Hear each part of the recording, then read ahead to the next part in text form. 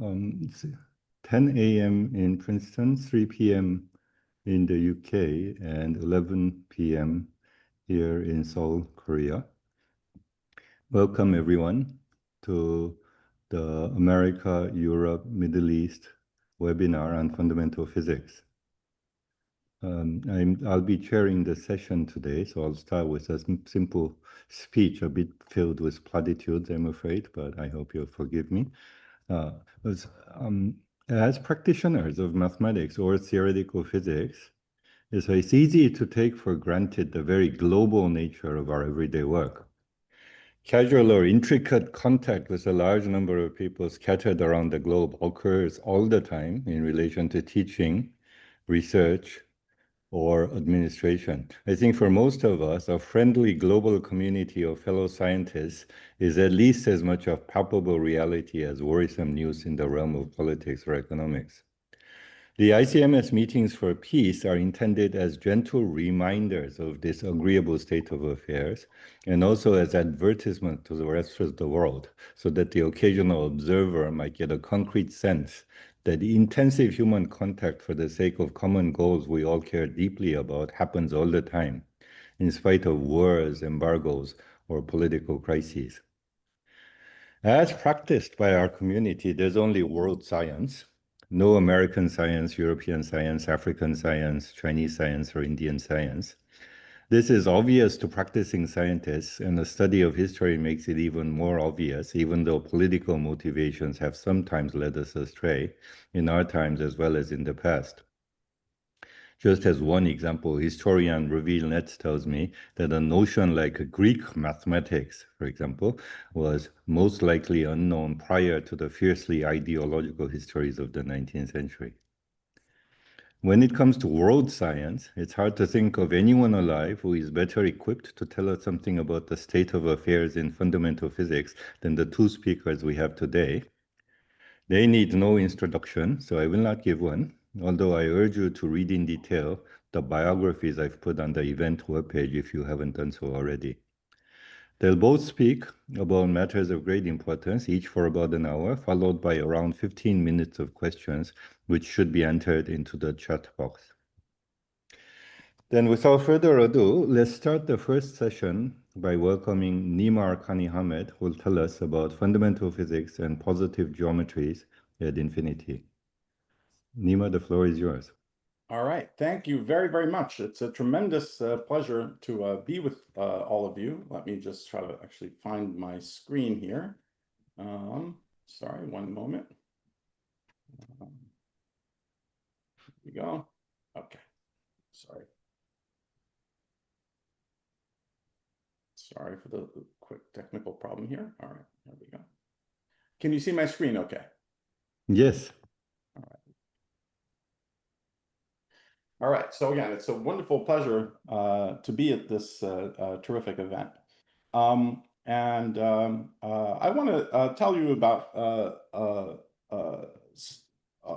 line of work that many of my friends and I have been pursuing for the past 15 years or so, that connects the words that you see in the title, some very basic aspects of fundamental physics, together with some very simple but somewhat deep and fascinating new mathematical structures that go under the general rubric of positive geometries that in some specific sense can be thought to live at infinity in a way that will hopefully become clear as the talk progresses. But I want to begin by the sort of first 15 minutes just setting some general context for where we are in fundamental physics, what the sort of very, very big, some of the very, very big questions are. And then I'll try to position this sort of particular angle in trying to attack these questions that we've been pursuing and tell you something about them. So obviously the most important thing that took place in fundamental physics in the 20th century were the two very big revolutions of the ideas of the unification of space and time into space-time by Einstein, and the 10 times more revolutionary ideas of quantum mechanics. And there's a theoretical rubric known as quantum field theory that lets us talk about the laws of nature that are compatible with these two grand principles, which is an amazingly restrictive uh, set of laws and rules by which we can go about and describe everything that we've seen in nature. A particular instantiation of a quantum field theory, the standard models of particle physics, gravity, and cosmology, describes everything we know about fundamental physics from distances around 1,000 times smaller than the nucleus of the atom. It's 10 to the minus 17 centimeters. Those are the distances that are being probed to the frontiers of accelerators like the Large Hadron Collider, all the way out to the size of the observable universe, around 10 to the 27 centimeters, 10 billion light years or so, which is what we observe with cosmological observations. So these are the two big pillars of fundamental physics. And that's what makes it especially striking that there are storm clouds that seem to go to the heart of these two principles. Perhaps easiest to explain and most famously, very simple thought experiment suggests that the notion of space and time can't be primary. It somehow has to emerge and be derivative from something else. They're very simple thought experiments. If you take a little magnifying glass and try to look at a small region of space to see what's going on there, by the uncertainty principle, you have to put more and more energy into a smaller and smaller region of space in order to see what's going on. But now, because of gravity, when you eventually put so much energy into a really tiny region of space, what happens is that you produce a black hole, and that makes it impossible to see what was going on in there. So that means that the notion of space and time ceases to have operational meaning down at the sort of tiniest distances where this happens. These are the famous Planck length, Planck time, around 10 to the minus 33 centimeters, 10 to the minus 43 seconds. These length scales are, 16, 17 orders of magnitude smaller than anything that we've probed with experiments. That's a reflection of how ridiculously weak gravity is compared to all the other forces. Nonetheless, we can do this thought experiment and see that something breaks down, and that we can't give operational meaning to these notions. This becomes relevant, for example, as we run the picture of the expanding universe back in time to run into the Big Bang. So that the curvatures are becoming comparable to the Planck length, the Planck time. And so just the notion of space and time are breaking down there. Something analogous happens if you throw yourself into a black hole near the black hole singularity, where the geometry sort of looks like a cosmology in reverse, like a big crunch as you head in towards the singularity. Another avatar of this important fact is that the basic reductionist paradigm that's guided fundamental physics for centuries inevitably seems to have to break down. For example, if once again I tried to probe what's going on at accelerators at shorter and shorter distances, higher and higher energies, eventually, when the energies get much bigger than this Planck scale, instead I make a larger and larger black hole that gets bigger and bigger as the energy goes higher and higher. So instead of higher energies corresponding to shorter distances, it eventually corresponds to longer distances again. There's another important aspect of this basic tension between gravity and quantum mechanics. What I just told you about might make you think that the problems are localized purely on very, very short scales. But there's a sense in which it's deeper than that. Quantum mechanics asks you, in order to make precise statements about the world, quantum mechanics is two famous things about it is that it's probabilistic, it's not deterministic, and that everything has tiny quantum fluctuations all the time. And what quantum mechanics therefore asks you to do to speak about anything precisely, since it's a probabilistic theory, you have to do an experiment over and over and over again in order to observe probabilities.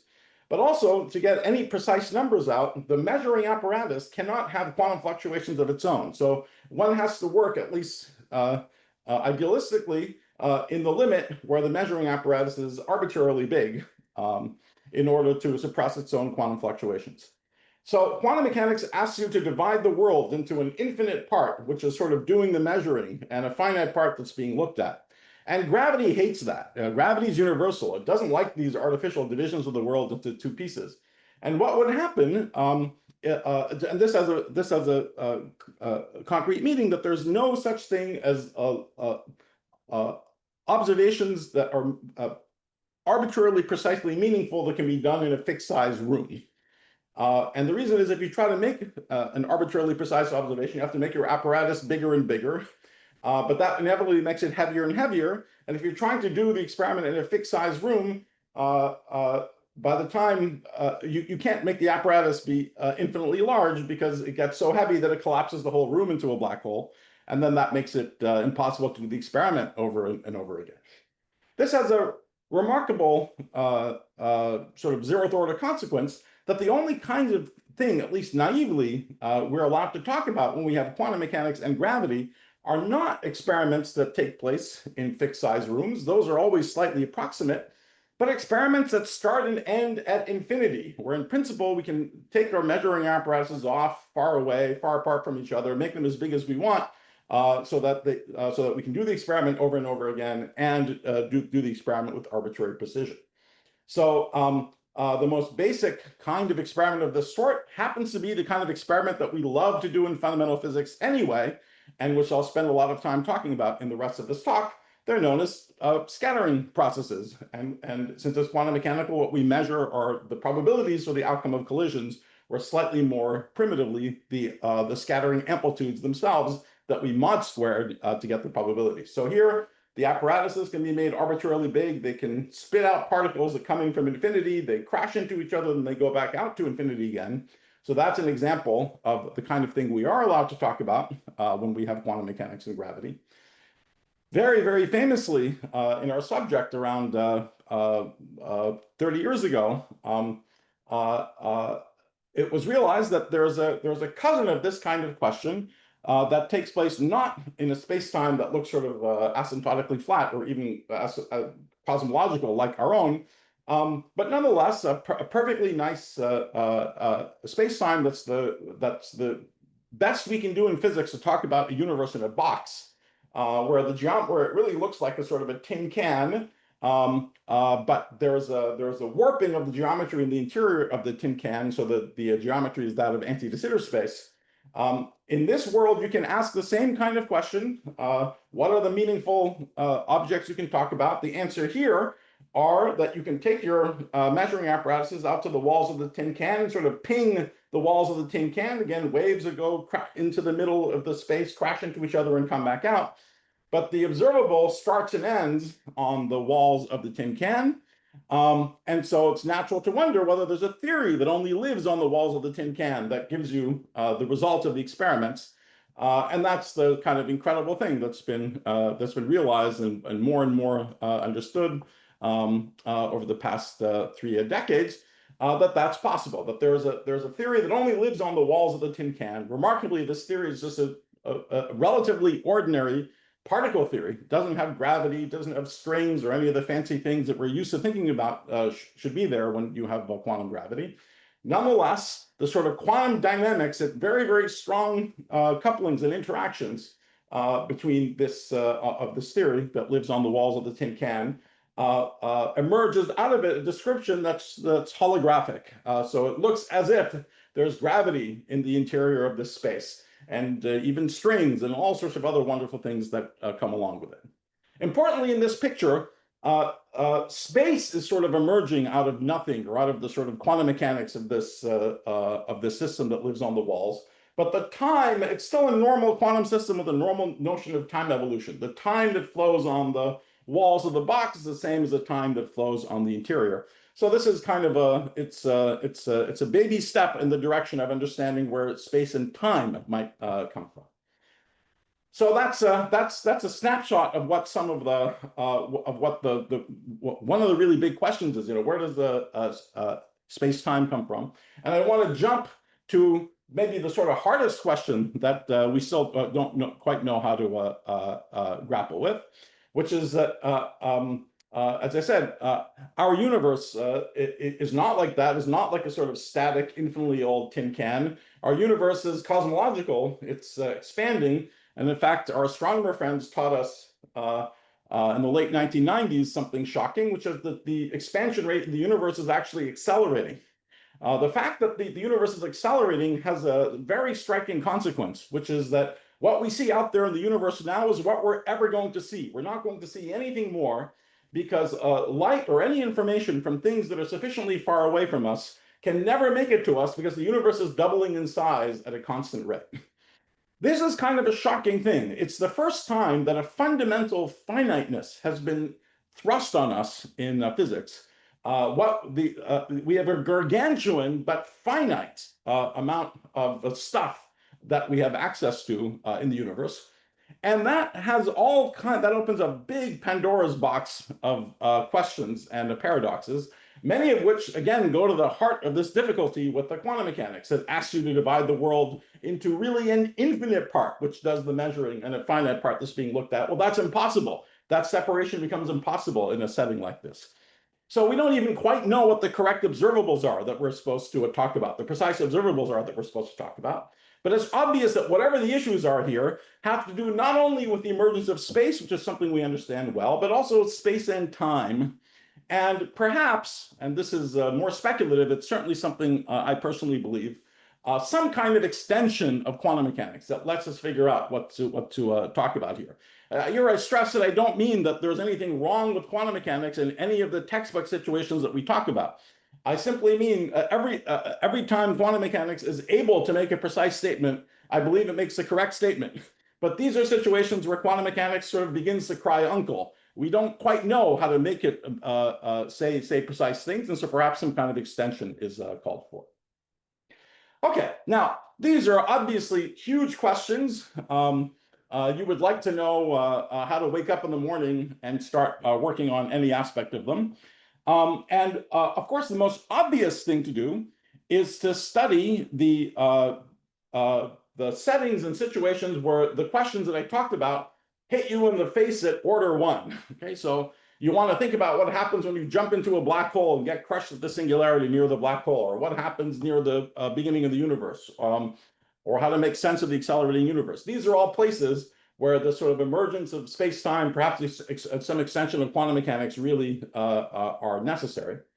But what I've been doing for the past 15 years is taking a kind of a sidelong attack on this set of questions.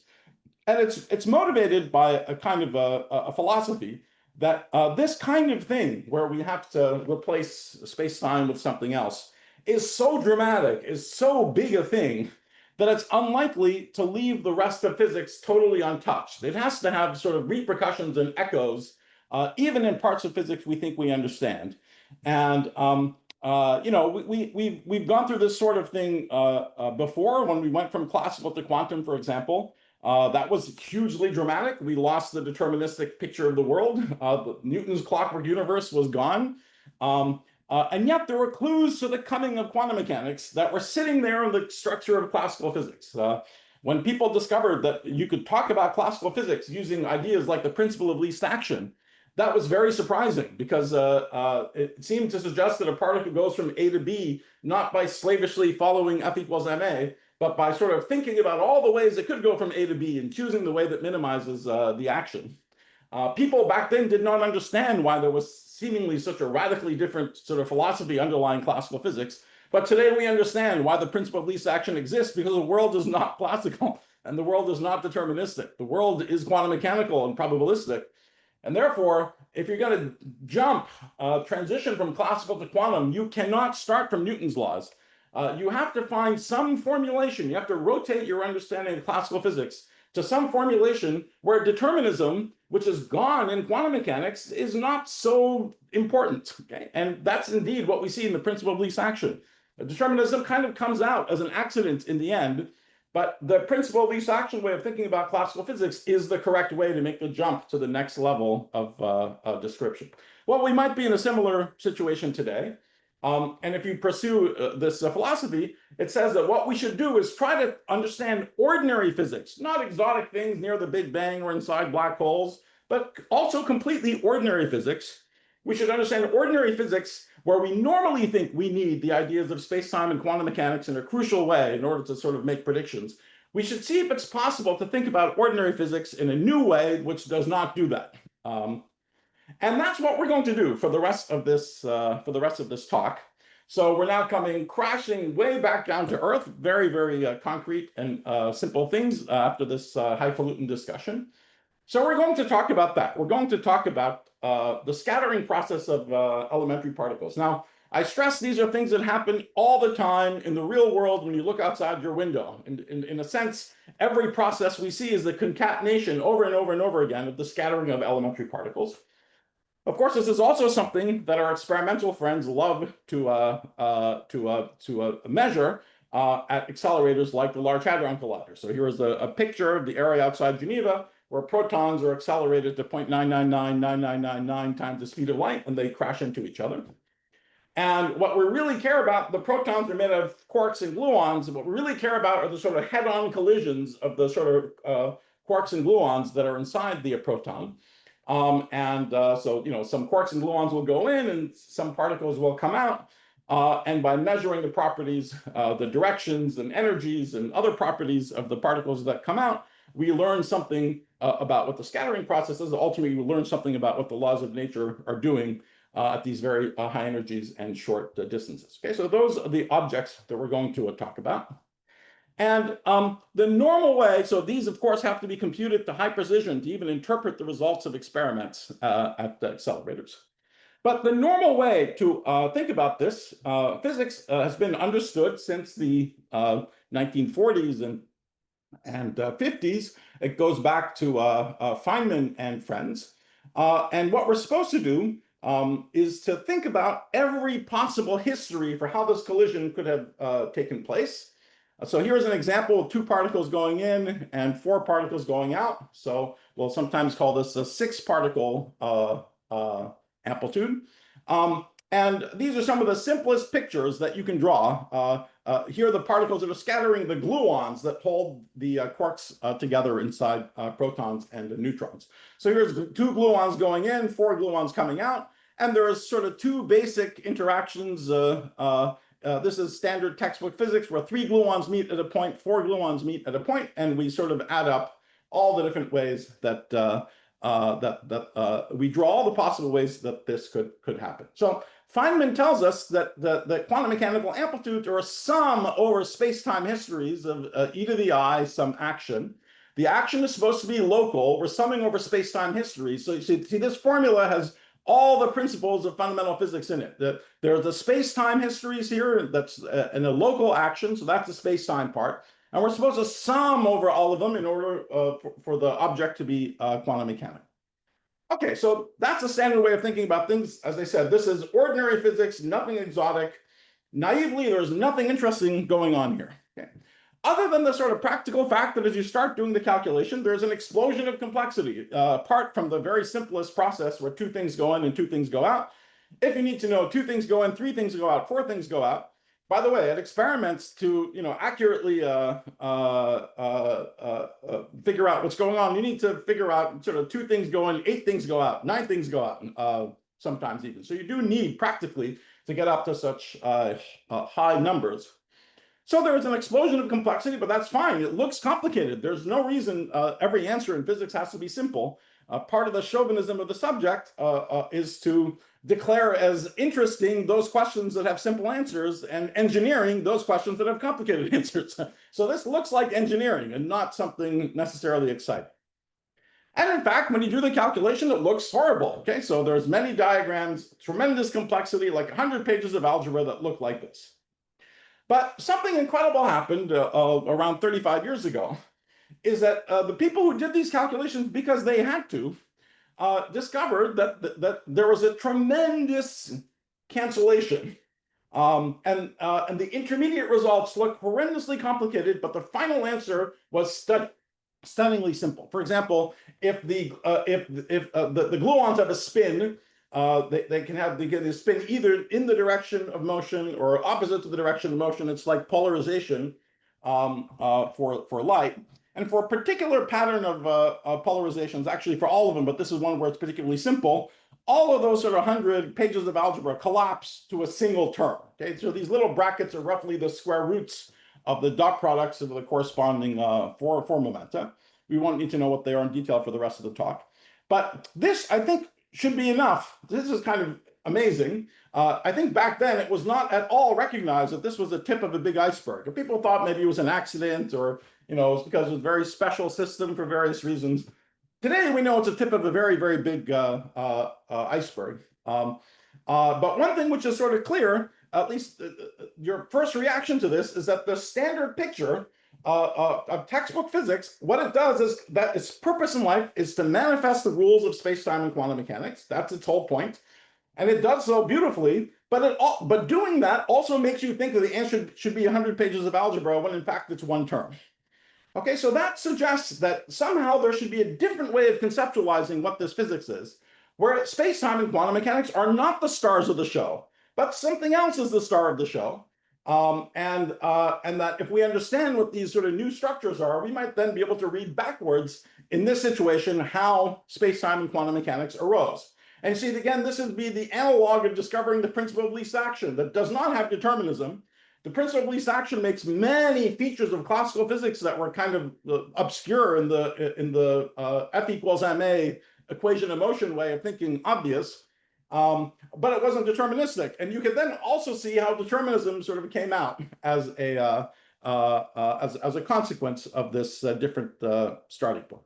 Okay, so to say again what we're trying to do. We would like to find some question to which the amplitude is the answer. And let me stress again what the experiment is. The experiment is that our friends in Geneva wake up in the morning, they throw some particles in from 27 kilometers away. Now, 27 kilometers compared to 10 to the minus 14 centimeters is pretty close to infinity. Okay, so the experiment is basically you're scattering things, sending in from infinity. They scatter, they come back out. So in the evening, they look at their plots and see what happened. Okay.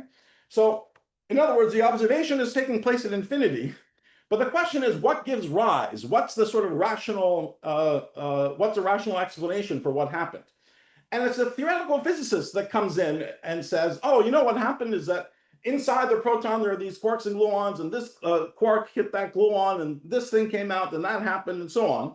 So we're sort of filling in the inside. The experimentalist doesn't know what's going on in here. It's a theoretical physicist who's coming and saying, there is something going on in here, which is, pictures of space-time trajectories and summing over all of them. So that's the local and unitary evolution in space-time and the Hilbert space of quantum mechanics.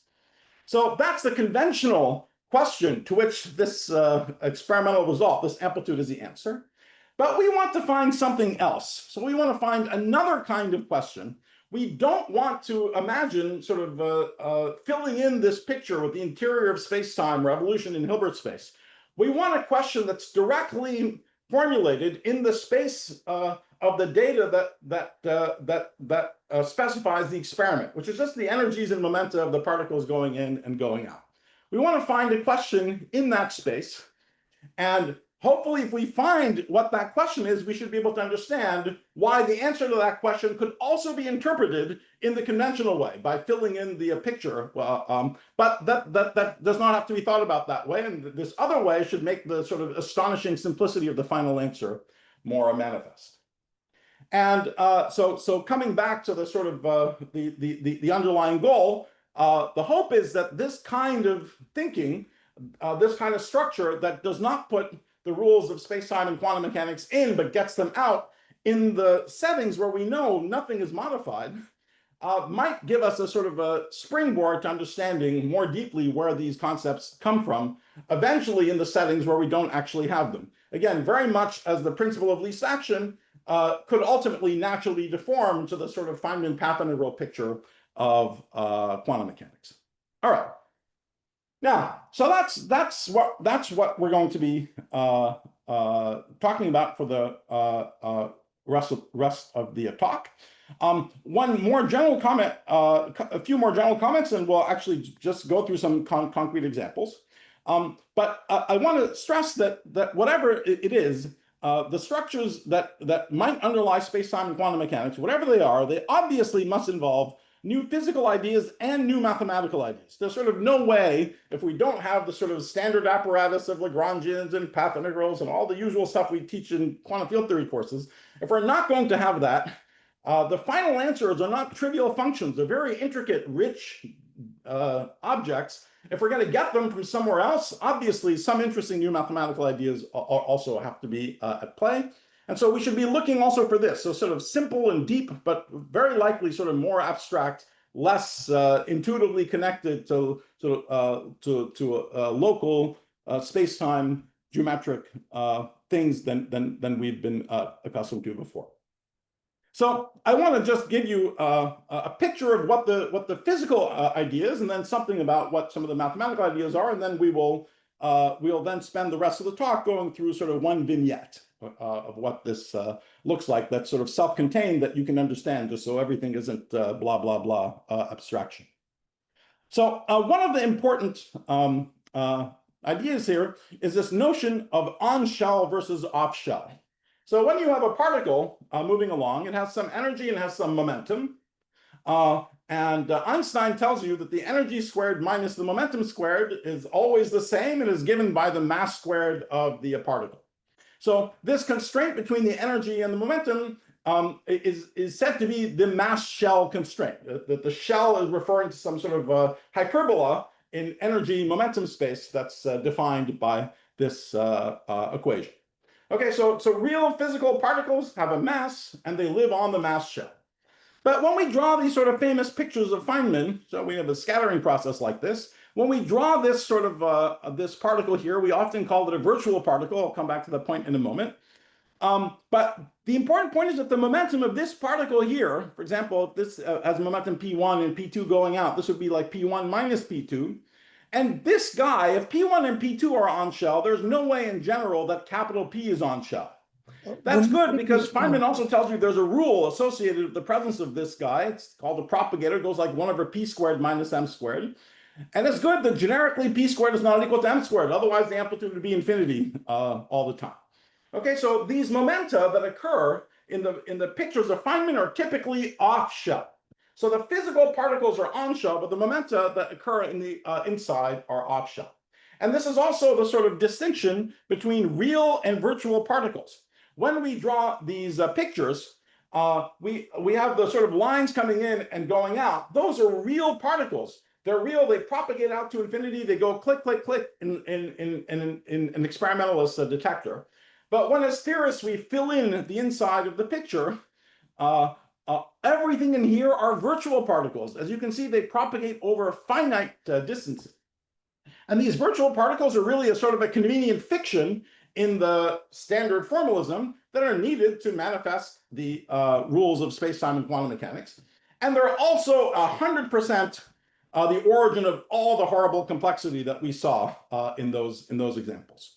So the physical idea is very simple. We want to find some way of talking about the physics where we eliminate the notion of virtual particle. We don't want to ever talk about virtual particles. And you can then ask, well, you know, there are many even sort of simple qualitative things about this physics where thinking about virtual particles is very helpful. So how are we going to get away without having them? And at least in simple enough cases, it turns out that the actual rules of space-time and quantum mechanics are instead reflected in very simple to state sharp properties that the final answers, the amplitudes have. So for example, let's say particles 1, 2, and 3, 4, that in the sort of conventional picture, we say you produce an intermediate particle, let's say that has mass m. Well, we normally say, look, I have to talk about the virtual particle in the middle there. But there's a feature that the answer has. The answer has a resonance exactly when P1 plus P2 squared goes to M squared. Well, and that's in the conventional language, we say that's when the virtual particle becomes real. But this is, of course, very simply reflected as just a fact about the amplitude anyway. It just says that it has a pole. The amplitude has a pole when P1 plus P2 squared goes to M squared. It has a simple pole there, and those are the only kinds of poles that the amplitude has. It doesn't have amplitudes that look like 1 over P squared Q squared minus R squared T squared. It just has poles that look like 1 over P squared. But that's a simple fact. That's a simple characterization of the singularity structure of amplitudes. Now, quantum mechanics tells us something about the behavior of the amplitude near this pole. It says that near the pole, so there's the pole, but the residue on the pole should be interpreted as sort of producing a real intermediate particle. So on the pole, the amplitude should sort of factorize to the product of 1 and 2, making this intermediate guy that's now a real particle, times the amplitude for the real guy propagating and decaying to 3 and 4. And so locality and unitarity, those basic rules of space-time and quantum mechanics, are reflected in these simple mathematical properties of the amplitude. The amplitude should be a rational function in the simple approximation. It should have only simple poles when a subset of the momenta go on shell. And unitarity means that near these poles, the amplitude factorizes into the product of lower amplitudes. And so all of this now gives us a more concrete strategy for attacking these questions. We want to find a different question that's posed directly in the kinematic space of the scattering data. So in other words, our canvas is just n momenta. You give me the n momenta of the particles, and that's the world we're going to live in. Somehow in that world of n momenta, we have to find a question to which this interesting, intricate function, this amplitude, is the answer. Obviously, without referring to the interior of the space-time or quantum mechanics or anything else, but it needs to do something. This question has to produce the correct poles and the correct patterns of factorization in a different way. Okay, so that's now a more concrete thing that we can work on. And that's what we've been working on, as I said, for the past 15 years. And there's an emerging picture that in this kinematic space, that space of n momenta, there seems to be almost nothing going on, but there's a little bit going on that begins with some very simple combinatorial ideas. Then a notion of positivity makes an interesting appearance. And so the combinatorics is related to these notions of positive geometries that in turn determine some analytic objects, some differential forms that are have the properties that they have singularities on the boundaries of these geometries. And then those in turn are what determines the actual intricate functions of the amplitudes that we see. The words that have been associated with this set of idea are amplituhedra, which are sort of maybe the sort of fanciest version of these ideas, even though they're the first to be discovered for describing gluon amplitudes. In the past sort of 5 years, something I'll talk about in a moment, are for even simpler theories are associahedra and their generalization to objects that are called surfacehedra. More recently, ideas like this have been seen to have some relevance for cosmology. And what I find exciting about these developments is that they really describe, again, the real world physics, at least in some reasonable approximation. It exposes lots of hidden symmetries and sort of new unexpected structures that are there in the world we see when we look out our window. And it's real magic in physics sort of right under our noses, not off in some exotic place, but just right under our noses.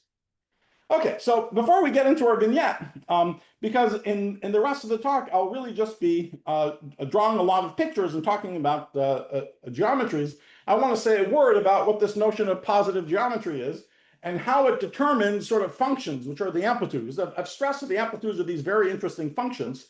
So I just want to spend a couple of slides here telling you what positive geometries and their canonical forms are, so that we can spend the rest of the talk just looking at the pictures.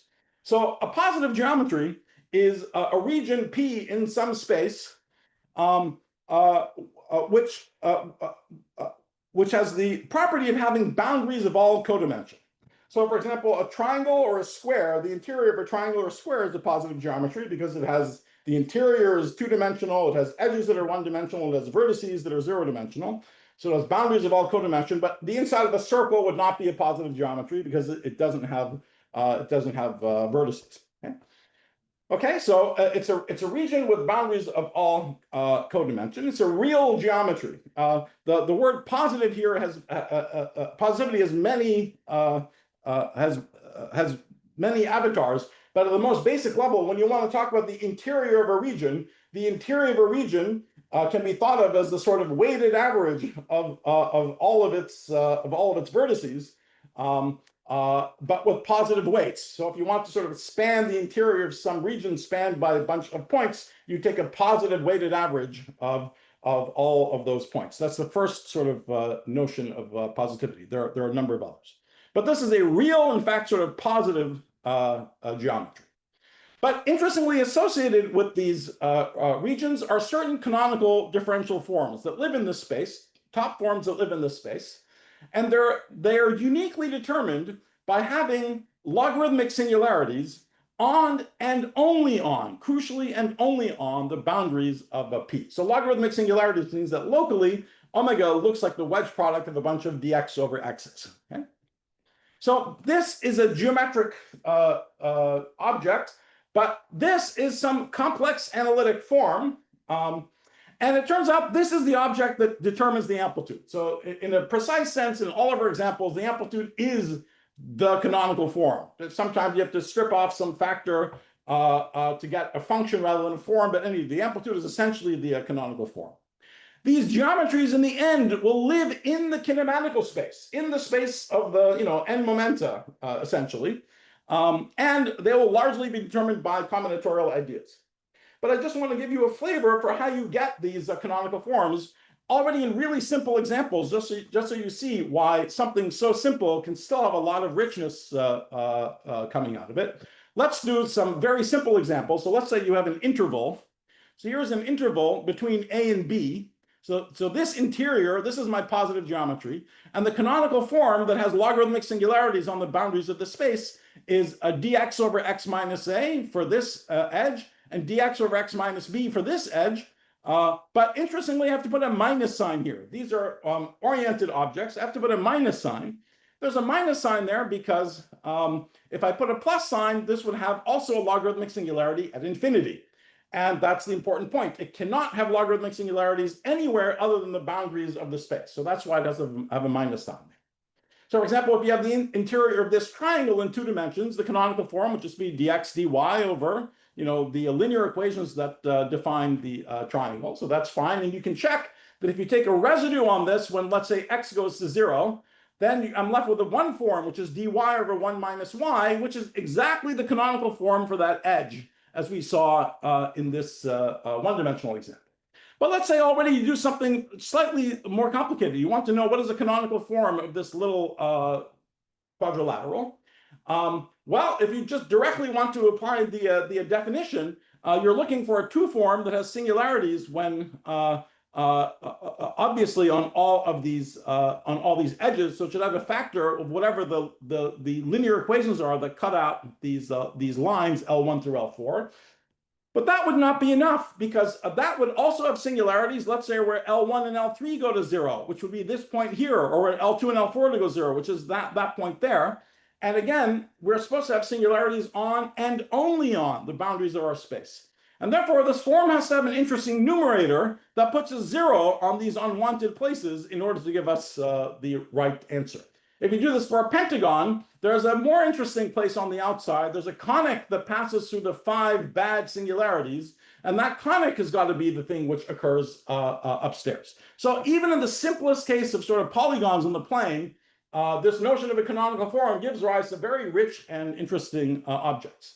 Another maybe obvious thing to say is that to get the canonical form for a complicated space, you can just add the canonical forms you can triangulate it. So I can break it up into the sum of 2 triangles here in different ways, or triangulate this space.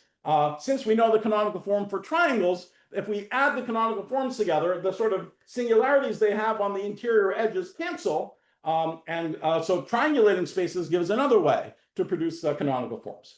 But anyway, broadly speaking, the amplitudes turn out to be these canonical forms. So if you give me a geometry P, that's going to fix the canonical form, and we will interpret the amplitude as the canonical form.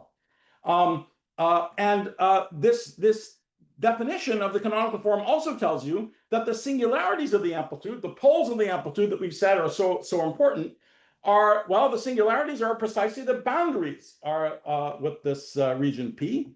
And so now you get an idea of the kind of thing that we're looking for. So we know that, for example, amplitudes have to have poles in a particular kind of place, and they have to factorize on those poles with the product of lower amplitudes.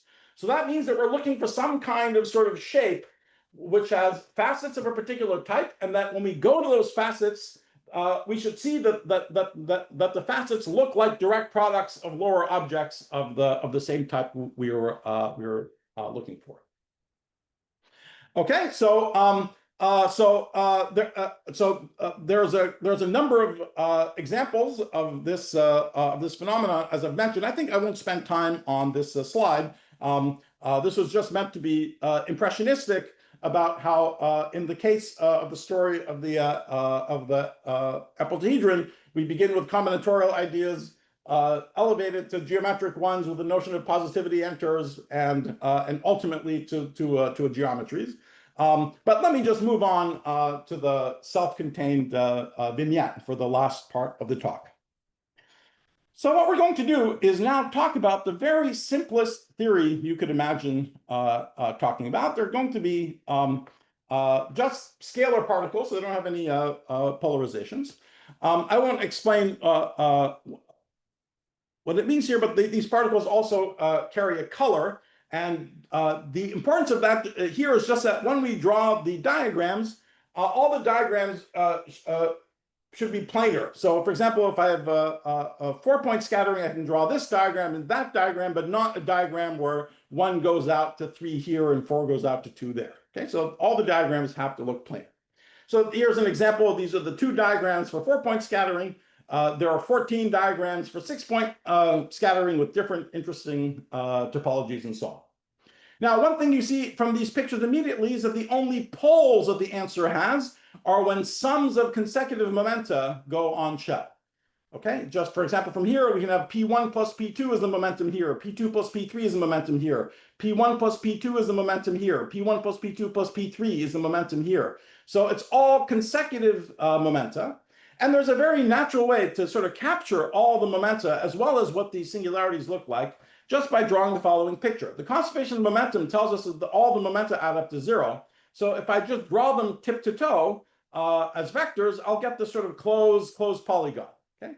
So and now you can see that the sort of distance squared between 2 points on this closed polygon are exactly these consecutive momenta. So this would be like P1 plus P2 plus P3 squared, for example, would be that distance squared. So those are the sort of the kinematic variables that the amplitude actually depends on. So let's say this was a theory of the world, and an experimentalist, was making these particles, living in infinity, banging them into each other, and wanted to figure out what's going on. So all they have access to is the amplitude. Well, they have access to the probability, but let's pretend that they have access directly to the amplitude. Okay. So, well, what would they notice? Well, there's a big clue, of course, is that they notice that they move around the dials of momenta. Sometimes the amplitude blows up. That's maybe the most interesting thing that they would notice. And so there's experimentalists who really love theory and love theorists. So they would get very excited about this because they know the poles are important. And they would do very precise measurements around the poles, and they would discover that these amplitudes factorize into the product of lower things on the poles. Wow, that's what they announced at the conference. That's the sort of qualitative thing. These are objects with poles of a particular type that factorize. And in this imagined world, Richard Feynman is in the audience and saying, oh, I know what's going on. What's going on is we're summing over all Feynman diagrams that I just named after me. And that explains why the poles are where they are and that it factorizes. Okay? And so this is the picture of particles in space-time. And there's another person in the audience, Pierre Deline, says, no, I don't know what you're talking about, Feynman. I've seen this before, though, 100 times. This is the very, very simplest thing that happens in the first moduli space you ever study of just endpoints in a projective space. If you have endpoints on the boundary of a disk up to Mobius transformations, well, the sort of boundary of that space has this bubbling structure where it factorizes into the product of lower points. So I've seen this before too. I've seen this factorization phenomenon before. And in fact, this sort of Deline's picture of what this is about is intimately related to another picture of what these amplitudes are involving a string theory in the picture of the string worldsheet.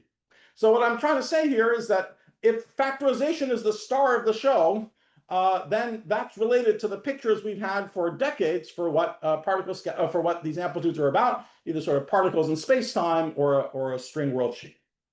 But the hero of my little story here is a lazier experimentalist who's not a closet theorist. So this experimentalist doesn't want to do very detailed measurements, but instead they're excited about the following fact. They notice that at 4 points, the amplitude does blow up when P1 plus P2 squared goes to m squared. But then if it blows up, maybe you want to see if you can make it blow up even more. Well, they discover there's no way to make it blow up anymore. It blows up when P1 plus P2 squared goes to m squared, or when P2 plus P3 goes to m squared, but not both. Okay, so it only blows up once. On the other hand, let's say at 5 points, they would notice that they can make it blow up not only once, but twice. But there's a pattern to how this blowing up can happen.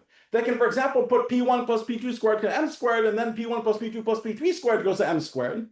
But not, for example, P1 plus P2 squared goes to m squared, and P2 plus P3 plus P4 squared goes to m squared. So there's some sort of interesting pattern in how the poles can come together. And if we go back to this picture of how we capture these variables from this momentum polygon, at 4 points, it means that I can have a pole that is associated with this sort of chord of the polygon. That would be P1 plus P2 squared. I can have another chord that's associated with the other one, but I can't see both of them together. So this is forbidden.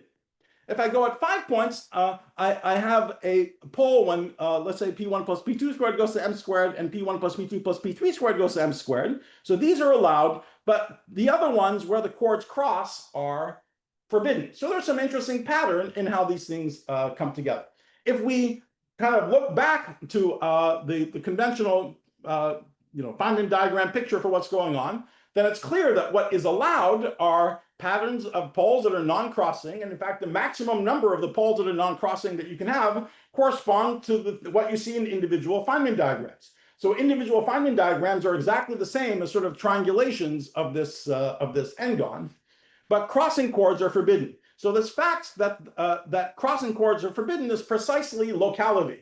The reason we can't have these poles is that there's no space-time picture that we can possibly draw that would have both of these kinds of poles at the same time. Meanwhile, unitarity is a statement of what happens near the poles. So near a pole, some xij goes to a 0. The amplitude factorizes, and this sort of picture of the polygon is very nicely tells you how it factorizes. You just imagine slicing along the chord, which is going to 0. So it goes like 1 over xij, then multiplied by the sort of little lower amplitude on the left and the lower amplitude on the right. So that is unitary. So this is what our lazy but smart experimentalist is excited about. And they would notice as they were trying to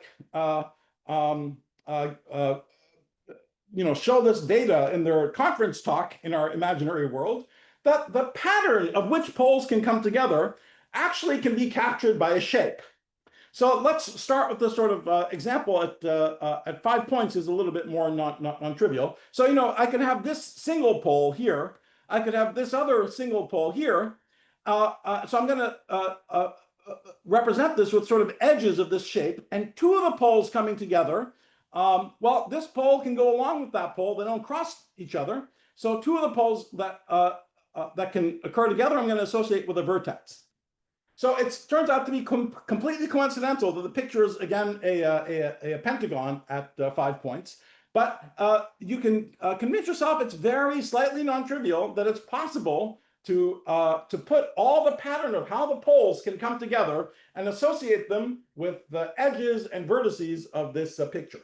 If we go back to 4 points, it's simpler. It's just an interval.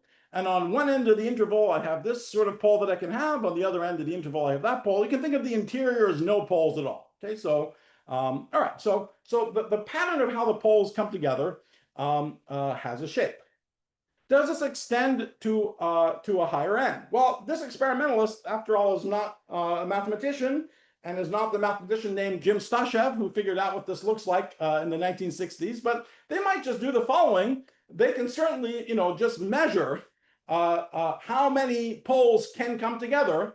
How many single poles are there? If I have 4 points, 5 points, 6 points, 7 points, okay, there's 2 poles at 4 points, 5 at 5 points, 9 at 6 points, 14 at 7 points, and so on. Then they can measure how many pairs of poles can come together, how many triples of poles can come together, how many quadruples can come together, and so on. Now, what we were claiming in our examples is that each one of these 2 examples, we could think of the number of poles as associated with the facets of a geometric object. So if something like this is going to happen at higher points, then you know exactly one constraint, one magic thing that would have to happen is the alternating sum of these numbers, which is the Euler characteristic, should always be 0. Right? So that's an interesting sort of purely combinatorial prediction about what the pattern of the numbers of different numbers of poles coming together might be. And remarkably, all these alternating sums are indeed 0. Okay, so that suggests you should be able to draw a shape. And in fact, you can draw a shape. Again, this is what was famously discovered by Jim Stashev in the 1960s. So here is a much more intricate example already at 6 points. It's a three-dimensional geometry. It's a polytope. So polytopes are sort of are objects that are cut out by linear equations. So they have sort of flat facets and faces of all dimensionality. Okay, so this is the polytope. It's called the icosahedron. And every single face and edge and vertex is labeled by one chord or two chords or three chords that all never cross each other. Okay, so the pattern of all the possible ways the poles can come together, which is the same to say the pattern of all the possible partial and full triangulations of the hexagon can be captured by the vertices of this three-dimensional shape. Now, this three-dimensional shape also knows about factorization. Because if you look at it, this guy has 6 faces that look like pentagons. There is one of them. And it has 3 faces that look like squares. This is another one. And those pentagons and squares are not random things. They're exactly what you'd expect from the picture of factorization. You see, for example, there's one pattern of factorization where it has sort of 5 particles on one side and one on the other side. Or if I'm drawing a chord in the polygon, I have a pentagon on one side and the triangle on the other side. The geometry for a triangle is points. I didn't even bother saying what it is. So these facets that look like pentagons are in fact exactly giving us factorization with 5 points on one side and 3 points on the other side. And there's exactly 6 of them. Meanwhile, these squares here are precisely the cases where I have 4 on one side and 4 on the other. It's like or putting a chord through the hexagon on a long diagonal. And if you remember, the geometry of a 4 points was an interval. So indeed, a square is the direct product of an interval times an interval. Okay? So now it's, I think, extremely interesting. It's textbook physics for decades and decades that we know that amplitudes have poles and they factorize near the poles, and those are the rules of locality and unitarity. So that fact is known for a long time. But this fact that the pattern of how the poles can come together is captured by a geometric shape, this is not in all the physics textbooks. And this is simply not made obvious. It's not manifest by either the particle or the string picture. The particle and the string picture are all about factorization. That's obvious. But the fact that the pattern of how everything comes together is captured by a geometry is not obvious. But this picture actually knows everything. It, of course, knows that. That's a point that all the pattern comes together in a shape. But it also knows about factorization for precisely the reason I just explained. The boundary of the icosahedron turns out to always be products of lower point icosahedron. So that's something that we're going to try to understand now in the last 10 minutes here. How can we make this obvious? How can we make this picture obvious? There are some other features of the answer that I won't have time to go into now. This extremely simple amplitude turns out to have some hidden symmetries that are not manifest diagram by diagram, but are there in the sum of all the diagrams.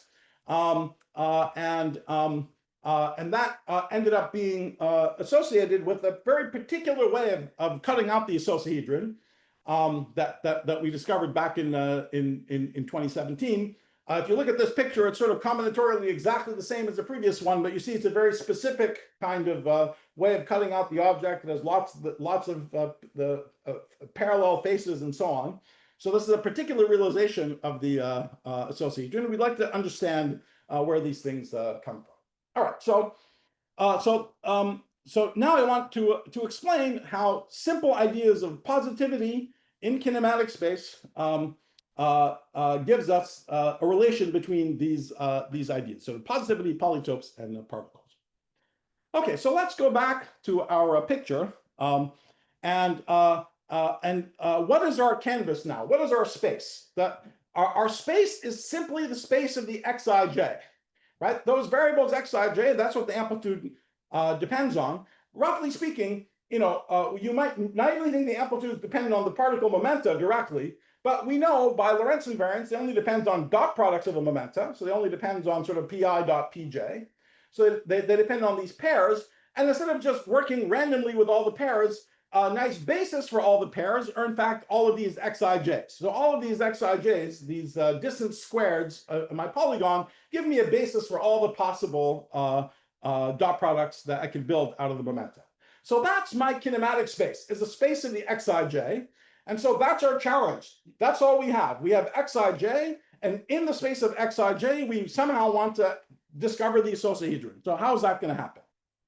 Well, the first thing is extremely simple. We just start laying down all the xij's in an obvious picture. So I've rotated the picture by 45 degrees, maybe, from what the most obvious one would be. But in this picture is just denoting all of the x's. This is x13, x14, x15, x16. The whole picture of the cyclic structure. So this is 2, 3, 2, 4, 2, 5, 2, 6, and so on. Okay. One thing I should have stressed is that xij and xji are the same, right? Just the chord connecting I and j. So this variable 1, 3 is the same as that variable 3, 1 up there, all right?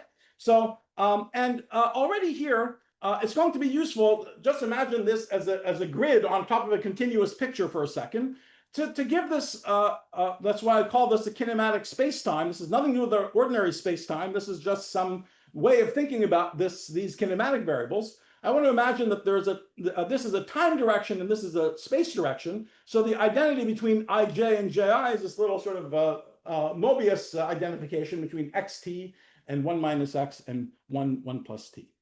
But simply the act of drawing them in this mesh already brings something interesting to light, because in this quote unquote time, there's an interesting role to play for a quote unquote causal connection. So if you imagine that you have a point ij here and a point kl up there, but that ij and kl sort of fit as the past and future corners of a causal diamond that lives inside this mesh, then it turns out that the fact that ijkl can sort of be corners of this diamond is precisely one-to-one the statement that the chord ij crosses the chord kl. So remember, this notion of compatibility, whether the chords cross or don't cross, is very important. And so here we see that that's sort of captured by a notion of causal relationship in our kinematic space. Another point is that I want to talk about all the variables sort of non-redundantly. So I want to talk about them all once and only once. So I have to take a chunk out of this sort of mesh. So there's many ways of taking a chunk out of this mesh so that I cover all the ij's once and only once. And I will choose the simplest one, which is a sort of right triangle on the left. All right, so that's our kinematic space. And now in this kinematic space, we're going to ask a question, okay? So this is where some kind of quote unquote dynamics is coming from and where the notion of positivity is going to make an appearance. In this kinematic space, we're going to look at the region where all the xij's are positive. I should say the ones on the boundary, 1, 2, 2, 3, 3, 4, these are the sort of, these are the edges of the polygon. Those are not our variables. Those are exactly the p squared. They're fixed by the mass squareds of the particles. So I'm just going to set them to a 0. Because I'm going to ask for all these particles to be positive, but also I'm going to have some sort of interaction between the different x's. For every little mesh in this picture, with an x sort of past, future, left, right here, I'm going to write down the equation x past plus x future minus x left minus x right equals a constant. Now, that's actually a sort of a lattice version of the wave equation. Now you can ask me why I'm doing this and not many other things. Well, that's why this is a vignette. Okay, so there is a very sort of canonical reason why you would do all of these things, but I'm not going to have time to explain that. So if I say that it's something obviously extremely simple and not especially and quite natural. So let's just see what space we get by imposing these conditions. So for example, for n equals 4, I would just have the x's are positive, but on the support of this condition that x13 plus x24 equals a constant. and I asked them if they're positive. So since x24 is C minus x13, if I plot what this looks like, this region looks like in x13 space, I get the interior of an interval. If I do the same thing at 5 points, see again, I just have all these variables in this mesh, but for every one of these little meshes, I write down the equation x plus x minus x equals to a constant. And lo and behold, if I put all of these in and I ask for all the variables to be positive, I get the interior of a pentagon. Okay. If I do the same thing at 6 points, I get exactly the interior of this three-dimensional icosahedron. Okay, so if I ask for this sort of simple notion of sort of positive wave equation in kinematic space, that brings to life the icosahedron. And in fact, and I'll end with this, we can see that in a very simple way that positivity implies that these polytopes capture the two principles that we care about. They capture locality and they capture unitarity. How do they capture locality? That's extremely simple. Remember, there is a facet of this polytope that's going to be associated with every xij. But the statement that we can't have crossing chords is that the faces that correspond to crossing chords cannot meet each other. We don't have an edge or a vertex or anything associated with the chords that cross. We should not have that. Well, how is that enforced here? It's enforced by positivity. Remember, my formula is x past plus x future minus x left minus x right equals C. That's true for a little mesh. And if you add that formula up for all those meshes, it's true for any big mesh as well. This is Gauss's law, if you like, in this setting. So I have for any 2 points, x past plus x future minus x left minus x right. It's a sum of all the little c's associated with the meshes on the inside. Now remember, these c's are positive, so the right-hand side is positive. If I want to go to a boundary where that corresponds to this x going to 0, I have to set, well, to that facet, I have to set that x to 0. If I want to go to where this one goes to 0, I have to set that one to 0. But you can see I can't set both of them to 0 together. Because if I set both of them to 0 together, the sum of two negative things equals something positive. Okay? So simply positivity in kinematic space implies locality in this picture. The facets of crossing chords can't meet in a polytope. And I won't go through the argument in detail here, but it's so simple that you could actually do it yourself after the talks today. So you want to see what unitarity is. You say, what does a facet look like when some x goes to 0 on the inside?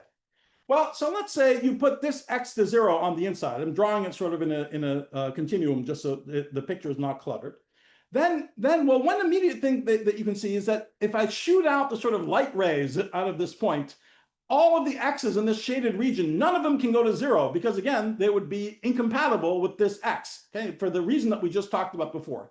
So all of the guys in the interior can never go to 0, and that means that we lose them as facets of the polytope. Then there's a very simple way to say that what you're left with is just what you get from this picture when you scrunch away these regions. So you take this triangle here and you scrunch away this irrelevant region, and you're left with this little triangle here. You take this triangle here, you scrunch away this red region, you're left with this triangle, and the resulting picture is exactly the product of two pictures of the same sort that we had before. Okay, so factorization is a sort of one-line consequence of this picture of this positive discrete wave equation in the kinematic space. So both locality and unitarity are outputs of this picture. Okay.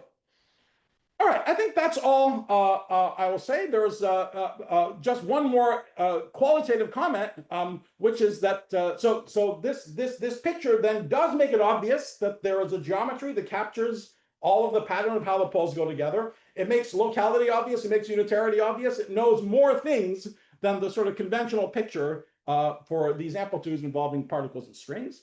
And there's actually one final qualitative feature about this icosahedron, which is not only that it's cut up by inequalities, but the nature of these inequalities also tells you that you can build the object out of a sum of simple pieces. Okay, so for example, this pentagon that was associated with these sort of these little mesh constants C, C prime, C double prime, is in fact a so-called Minkowski sum of an interval and a little triangle and another interval again. So these icosahedra are actually built out of these very, very simple pieces. And this fact that the icosahedron is built out of simple pieces turns out to be intimately connected to the generalization from particle to string amplitudes. And in a sort of precisely way lets you kind of discover string amplitudes from the bottom up, just starting from this sort of simple picture of combinatorics in the kinematic space. All right, I'm done. So let me just end with a few outlook remarks. So as I said, over the past 15 years, we've been seeing concrete examples where the rules of locality and unitarity emerge from a more primitive mathematical rubric.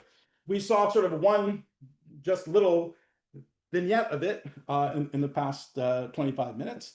But there's common themes in all of them, which are some notions of combinatorics, positivity, and some topology that breathe physics life into the seeming totally barren kinematic space landscape. Okay, so those ideas come up again and again. This story that I just told you about in this vignette has been kind of set for 5 years or so.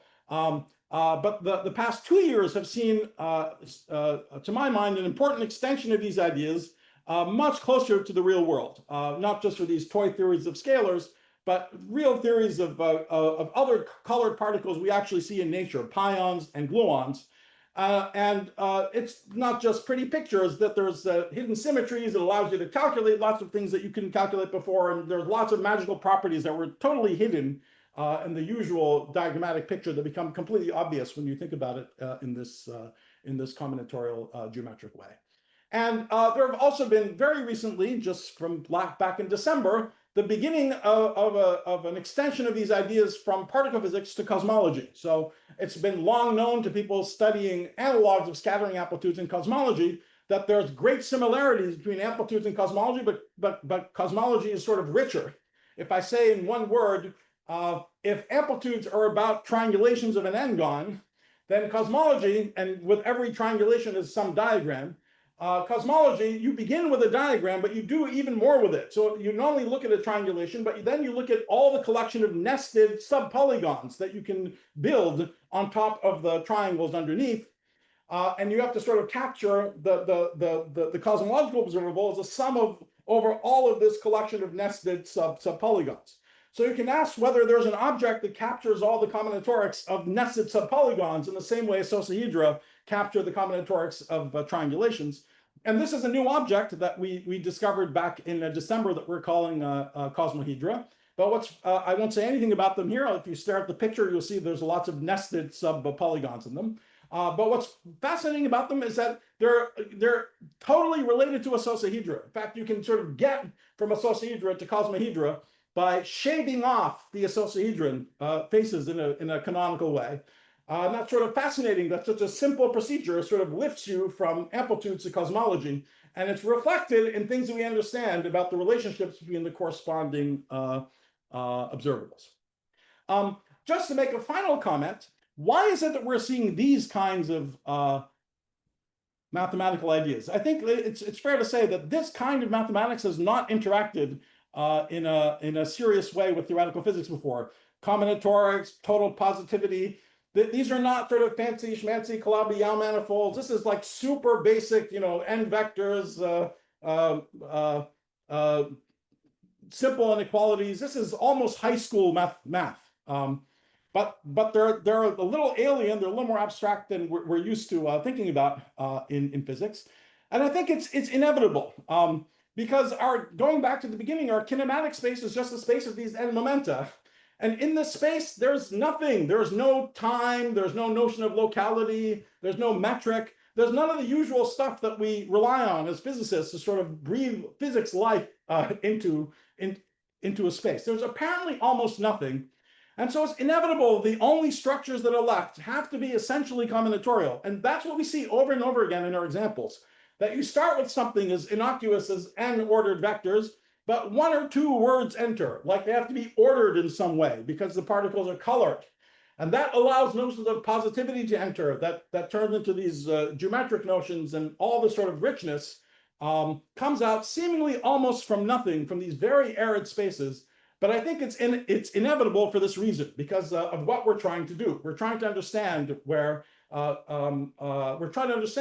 how to get an answer without putting in all the stuff that is normally there in the interior of the space-time, at time, locality, metric. Well, all those things are absent in this canvas that we have.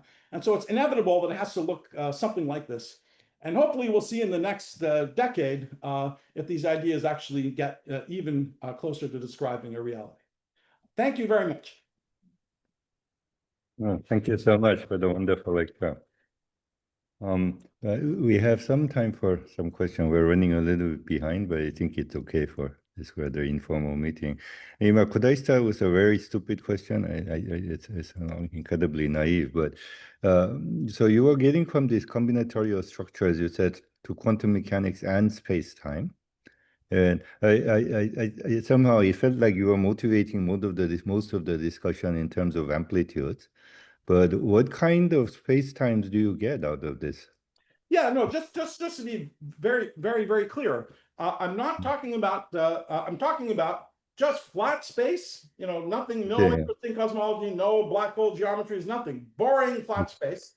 I see. And when I say I'm getting space-time, what I mean is that I take an observable that lives in infinity, does not know about the interior of space-time, and I'm figuring out how to arrive at the observable without ever talking about the interior of the space-time. Okay, so that's the that's the goal.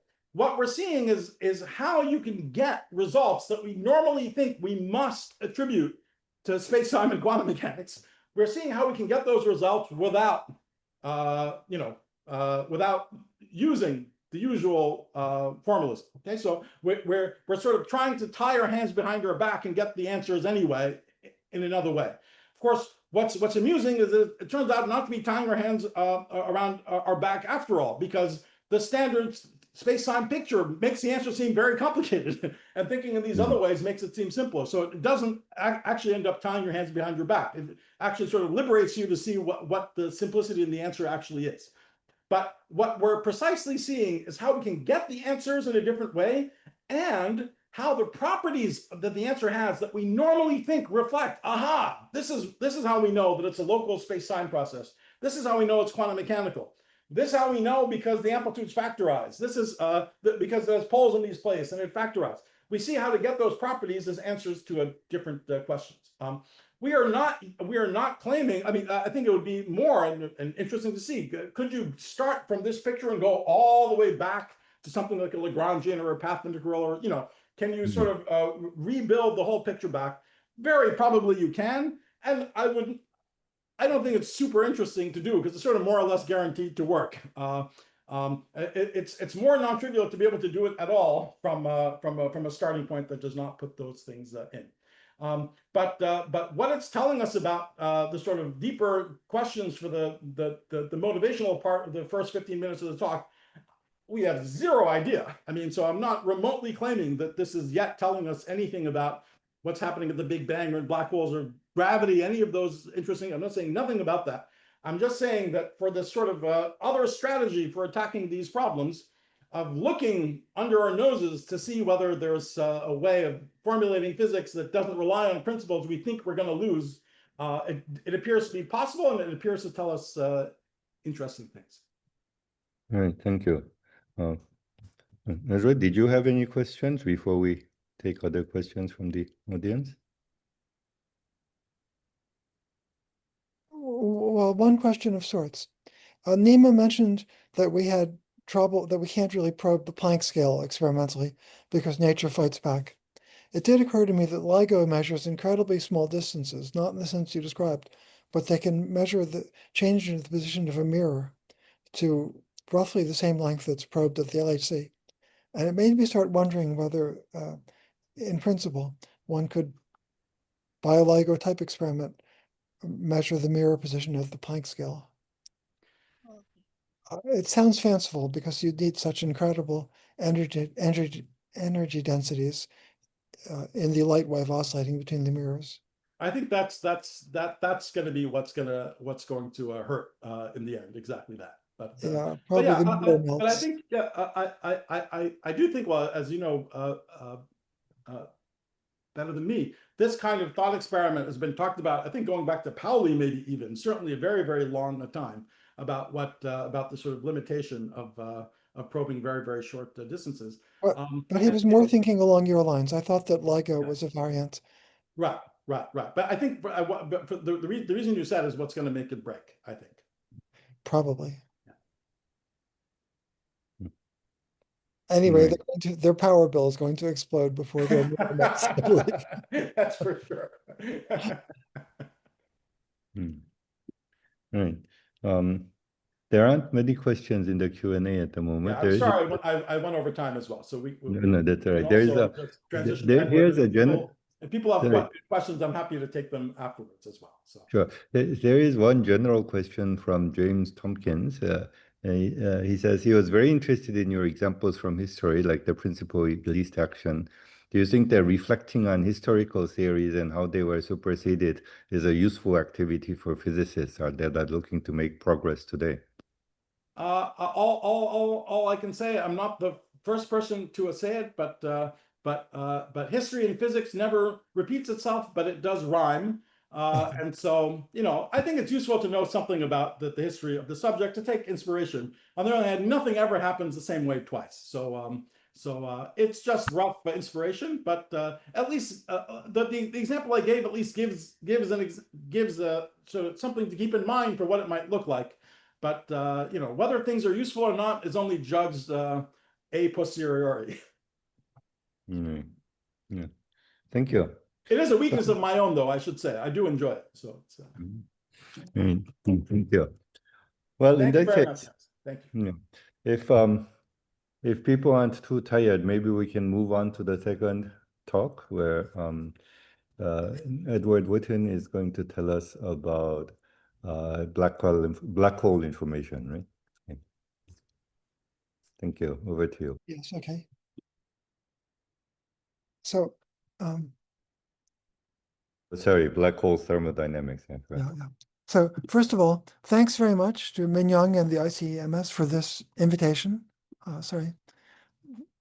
And I'm very honored to have the chance to give this talk. Of course, like Nima and I both wish we could do more for peace than just to give talks at an online meeting for peace. Unfortunately, we know that there are lots of bad things happening in the world, and we hope that there will be better days ahead. Hopefully, as one would say in Hebrew, b'meira b'yameinu, which means soon in our own day. Now, anyway, my talk, as you can see from the title, is going to be about black hole thermodynamics. And by the way, you can find online, if you're interested, lecture notes I wrote with almost the same title as the talk, except that the first word is introduction instead of invitation. And they go into much more detail and explain a lot of things that I will skip over today. So there's one thing that almost everyone knows about a black hole. Entering a black hole is a one-way street. What goes in doesn't come out, at least according to Einstein's theory. This picture is actually a computer simulation of what it would look like if there was a black hole between us and the stars behind. So I assume you can see my cursor here. So away from the black hole is the background star field, and there's also a galaxy here, I think.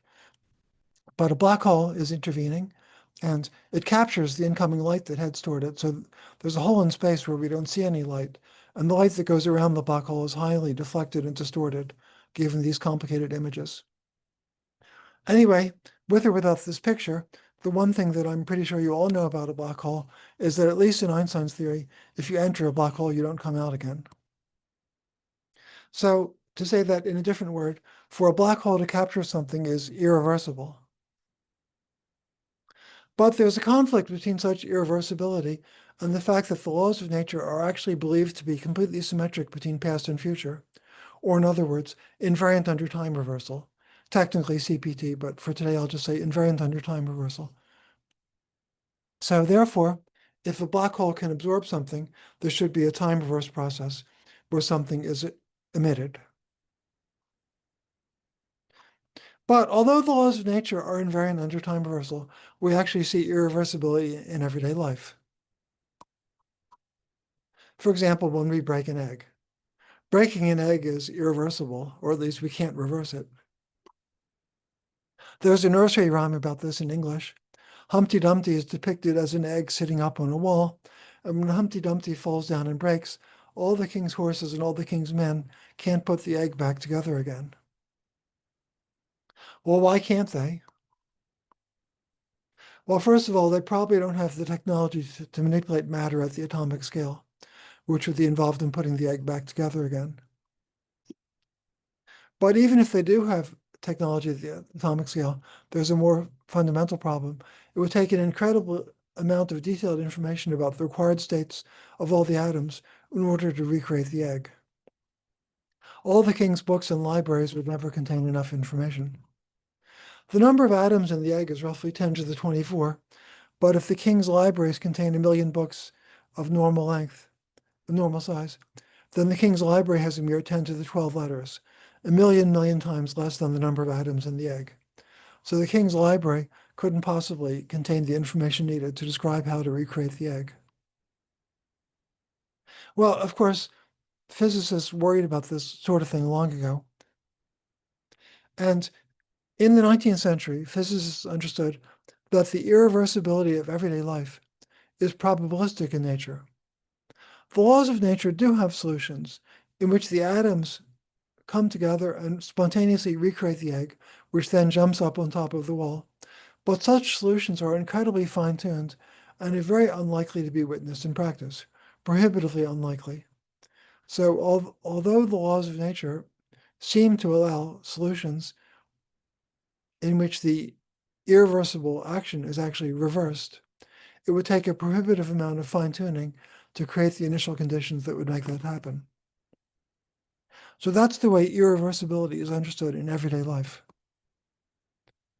Now, the basic idea of black hole thermodynamics is that the irreversibility that we find according to Einstein's theory in black hole physics is fundamentally no different from irreversibility in everyday life. It's probabilistic and describes what will happen for natural initial conditions that we expect to be relevant in the real world, but not for very special fine-tuned initial conditions. If you drop a table or a chair into a black hole, it's very unlikely that the black hole will spit them out the next day, but it could happen, according to black hole thermodynamics, with a positive but prohibitively small probability. A probability that would be roughly the exponential of minus the number of atoms in the chair. So something like e to the minus 10 to the 30. Just as the broken pieces of egg might spontaneously join together and jump up on the wall, although in practice that's prohibitively unlikely. Well, if this is true, it means that Einstein's greatest creation, his theory of gravity, known as general relativity, is fundamentally incomplete. It describes the average or typical behavior of matter interacting with a black hole, but not the microscopic details. In the analogy between dropping something into a black hole and breaking an egg, which both appear to be irreversible, Einstein's theory is analogous to what physicists call a thermodynamic description, in which breaking the egg is irreversible, as opposed to a full microscopic description by laws of nature that are invariant under time reversal. In such a microscopic theory, at least in areas of physics that we understand better, nothing is truly irreversible. Apparently irreversible processes like breaking an egg are really processes that are prohibitively hard to reverse. Now, I should say, before going on with the story about black hole thermodynamics, that this isn't the only reason that we believe that Einstein's theory is incomplete. It's inconsistent with quantum theory, as we discover if we try to use Einstein's theory plus quantum mechanics to compute, for example, quantum corrections to the orbit of the Earth around the Sun. This somewhat technical reason to believe that Einstein's theory needs to be extended has been resolved, at least from a theoretical point of view, in the development of string theory. I've explained that side of the story in many previous lectures, many of which you could find online, but today I want to focus on the issues concerning irreversibility in black hole physics, which are a quite different aspect of the incompleteness of Einstein's theory. Well, one reason for this choice is that it's an interesting challenge. Well, sorry, I gave such a lecture once before and I forgot to add the word almost here. so I've almost never lectured on this subject to such a wide audience. The other reason is that although it will be hard to explain this fully, some of the most exciting developments of recent years involve this side of the story. Now, a dream in this field is that the developments spurred by black hole physics and the string theory developments spurred by more technical issues will somehow make contact with each other. But that's for the future, unfortunately. So for today, I'm just going to be telling you about black hole thermodynamics. Now, before going on with black holes, I should say a little more about how physicists since the 19th century understand irreversibility in ordinary physics. The basic concept is entropy. Roughly, entropy measures disorder at the atomic level. Once one specifies the macroscopic state of a system, for example, if you're discussing a cup of tea, the macroscopic state would be the chemical composition, the total number of molecules, and the temperature and the pressure. But anyway, once you specify what a state looks like macroscopically, the entropy is the logarithm of the number of possible microscopic states. So, well, as I said already, for a simple system like water in a cup, specifying the microscopic state means things like saying how many molecules there are and of what type and what's their total energy. For a more complex system, there's more information in the macroscopic state. For example, in the case of an egg, you describe the size, shape, and chemical composition of the shell, and similar data about the interior.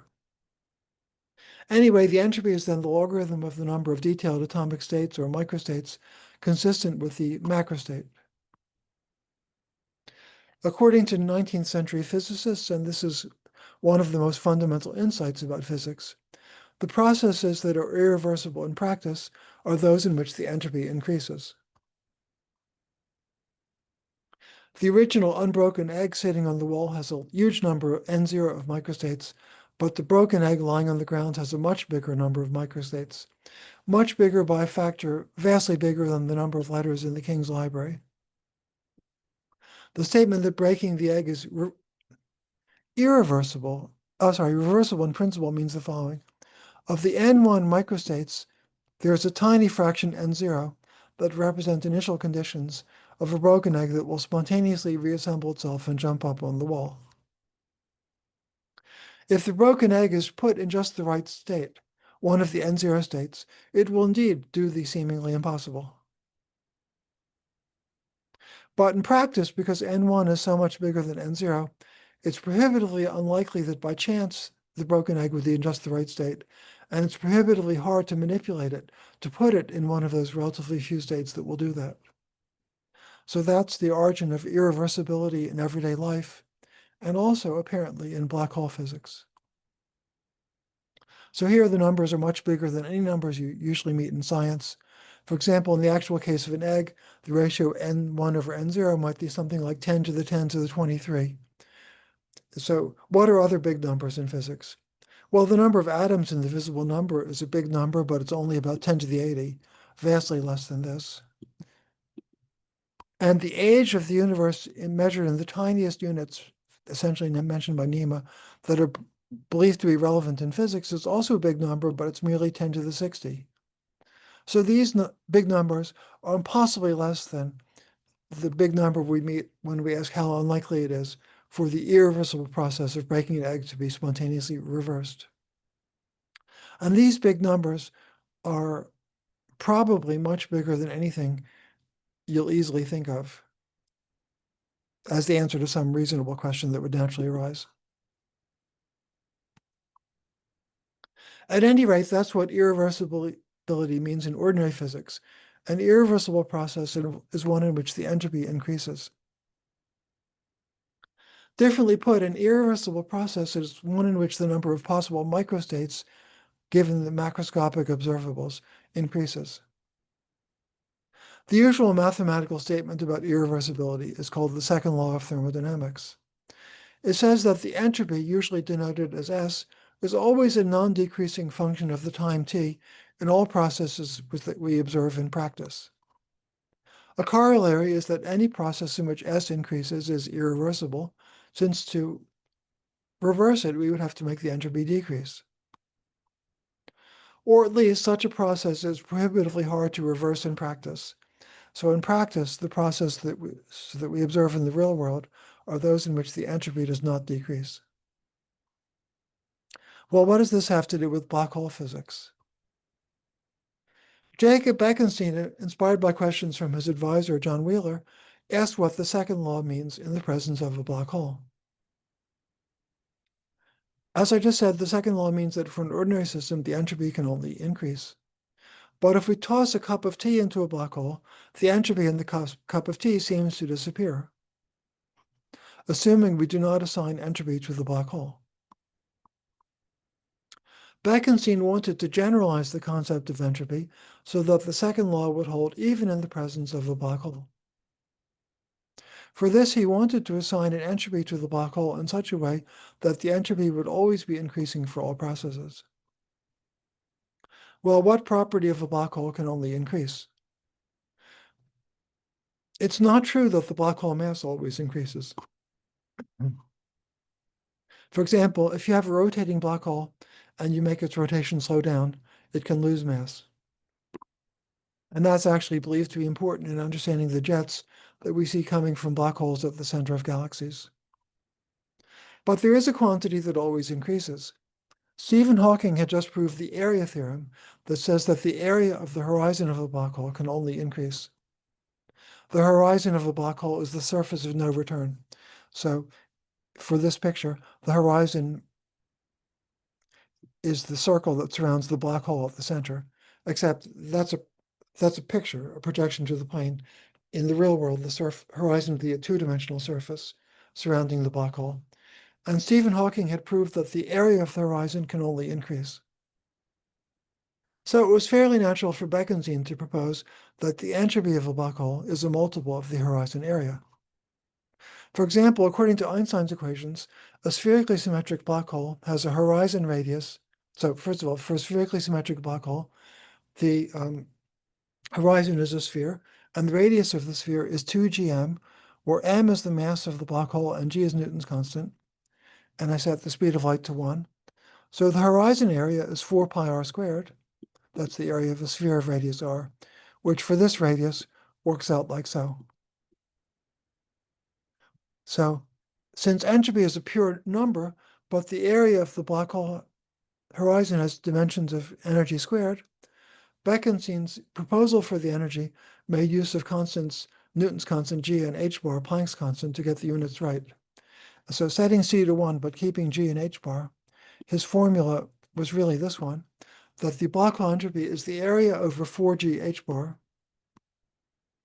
where the constant 1/4 was not clear in Bekenstein's work and was provided by Hawking a few years later in a way that I will explain.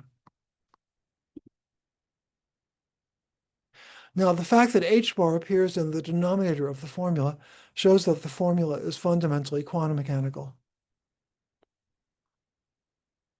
In part because h bar is so small in everyday terms, Bekenstein's proposed black hole entropy is very large. For example, a spherically symmetric black hole with the mass of the sun has an entropy roughly 10 to the 20 times the entropy of the actual sun. So the sun is a ball of hot gas, so it has a very big entropy. Lots and lots of atoms in the sun. They're hot, so the sun has a big entropy. But if you convert the sun to a black hole, its entropy would be 10 to the 20 times bigger, according to Bekenstein. So in normal terms, the sun has a big entropy, but its entropy is very small compared to the entropy of a black hole with the same mass, according to Bekenstein. Now, Bekenstein vaguely thought that the entropy of a black hole captured the information lost when the black hole was formed. He interpreted it as a logarithm of the number of ways to form the black hole. Then Bekenstein proposed a generalized second law saying that the generalized entropy can only decrease, always increases, or never decreases. So S out was supposed to be the ordinary entropy of matter and radiation outside the black hole, and A over 4g h bar was the entropy of the black hole itself. So this was Bekenstein's proposal to fix the second law so it would remain valid in the presence of gravity. So his claim was that when you toss a cup of tea into the black hole, S out goes down, but A over 4G h bar increases by more. Now, famously, Stephen Hawking was skeptical of Bekenstein's idea, but in trying to disprove it, he ended up proving that Bekenstein was right. In the process, Hawking made his greatest discovery. At the quantum level, a black hole is not really black. It has a temperature proportional to h bar. Now, as preparation for explaining Hawking's work, I want to recall the idea of a Penrose diagram as a convenient way to depict and visualize spacetime. So, in drawing a Penrose diagram, we usually assume spherical symmetry, and then we suppress the angular coordinates in spacetime. So in the Penrose diagram, we draw two coordinates. I'm assuming you see me, at least in a little bit on the side, when I visualize with my hand. So in the Penrose diagram, we draw two coordinates, which are time and the distance from the center. So here's the Penrose diagram of Minkowski spacetime. So time runs vertically in the diagram, and space, but depicted as the distance from the origin, runs horizontally. And so the distance is non-negative. So the left edge of the diagram is r equals 0, the center of spherical coordinates. Spatial infinity is this point on the right. Future infinity is at the top, past infinity is at the bottom. And the Penrose diagram is drawn so that radially ingoing or outgoing light rays are at a pi over 4 angle to the vertical. So in this picture, the purple line is an example of an outgoing light ray that's traveling straight out from the origin and going at the speed of light. The diagram is drawn so that such a light ray is at a pi over 4 angle to the vertical. And this line depicted as future null infinity depicts where the light ray will end up in the far future. Of course, the time is infinite out there, but what Penrose did in the Penrose diagram was to draw causal relations, which are invariant under conformal mappings in the Lorentz signature sense of the picture. And one of Penrose's insights was that you can make a conformal mapping that puts infinity at a finite distance so that you can more easily visualize the whole picture, including past and future infinity. So an outgoing light ray will end up at this line called future null infinity. A massive particle like one of us will end up at this point labeled I plus, that's future infinity, not future null infinity. A massive object began at I minus, and this corner of the diagram is spatial infinity. So that's Penrose's way of visualizing Minkowski space. Here's a similar visualization of a spherically symmetric black hole. So again, there's a point in the, so again, time runs vertically and the distance from the origin runs horizontally. And the point I plus is where you will end up if you travel slower than light and remain forever outside the black hole. In other words, a massive body, like if you're on a planet orbiting the black hole, in the far future, you'll end up in this picture at the point I plus. The fundamental difference from Minkowski space is that from I plus, you cannot see the whole space-time. So since light rays travel at most at a pi over 4 angle to the vertical, the portion of the space-time that you can see is the portion bounded by this quadrilateral. I'm assuming you can all see my cursor pointing out the boundaries of the quadrilateral.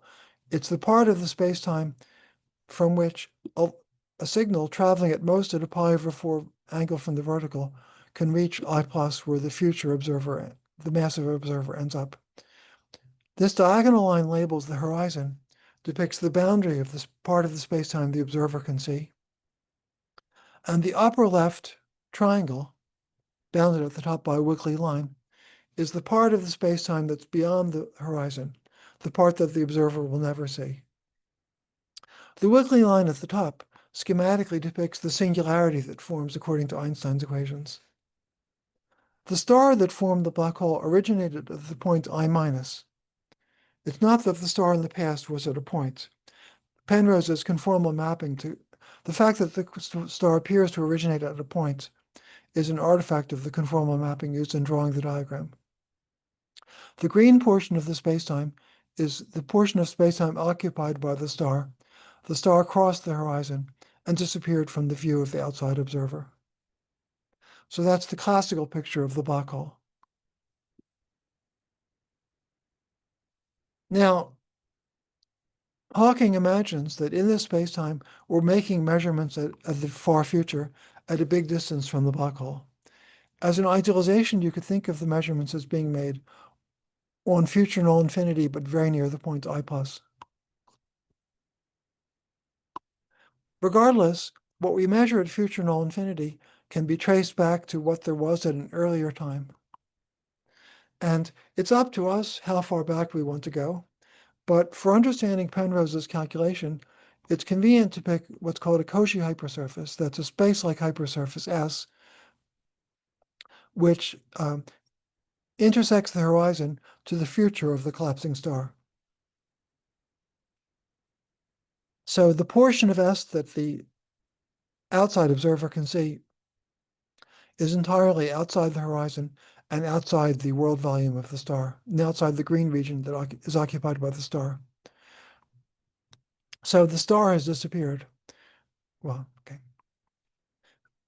In Newton's laws, you can trace what we see now back to any prior time. And the same is true quantum mechanically, provided you formulate the quantum wave function on the initial time and then evolve it using Schrodinger's equation. Here, we're going to consider the quantum state as it was on the hypersurface S, and given that quantum state, we'll ask what the observer outside the black hole will see in the far future. So in the picture, I've drawn purple lines that are at a pi/4 angle to the vertical, and they propagate from the surface S to future null infinity.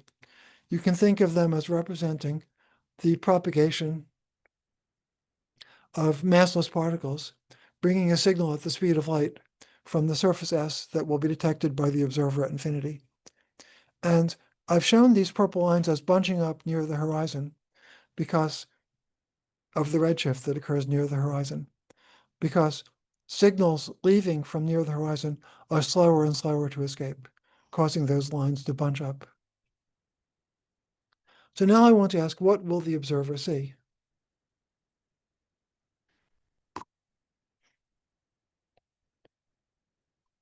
Well, part of Hawking's insight was that although the full details of exactly what the observer will see depends on the precise quantum state of the collapsing star, if you ask what the observer will see in the far future after transients die down, there's a universal answer.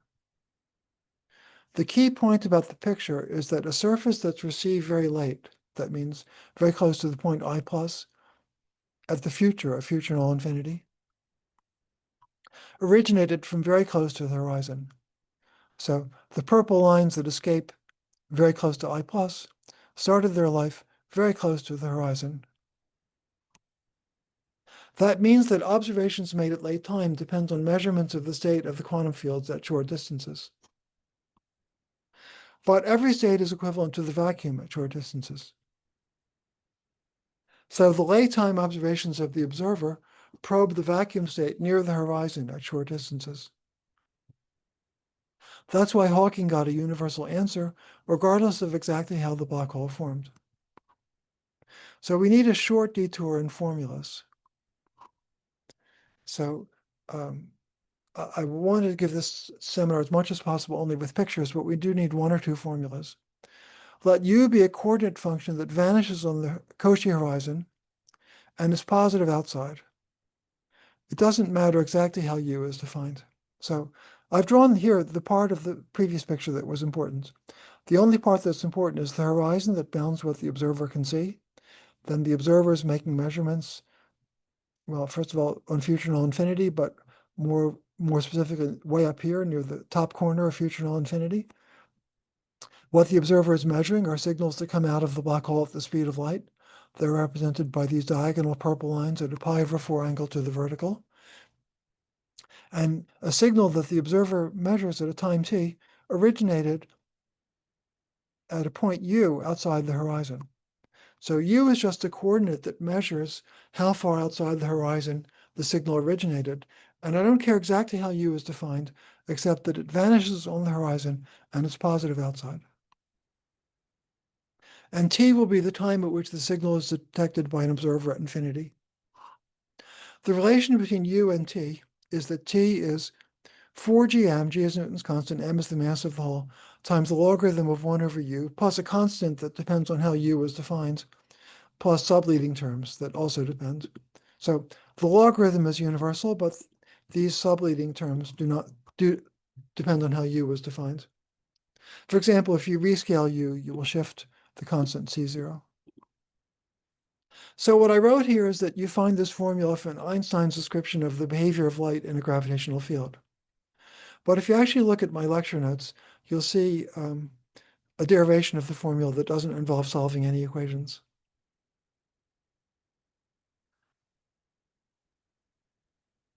Now, you see, if U were negative, you'd be behind the horizon and the signal would never escape. So as U goes to 0, the signal escapes, but it escapes later and later.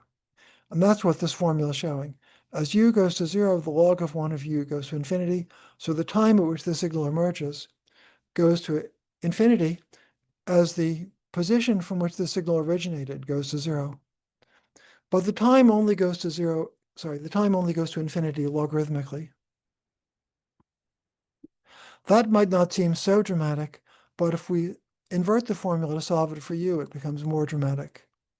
Solving for U, the formula becomes that U is the exponential of minus t over 4gm times a constant, a different constant from C0.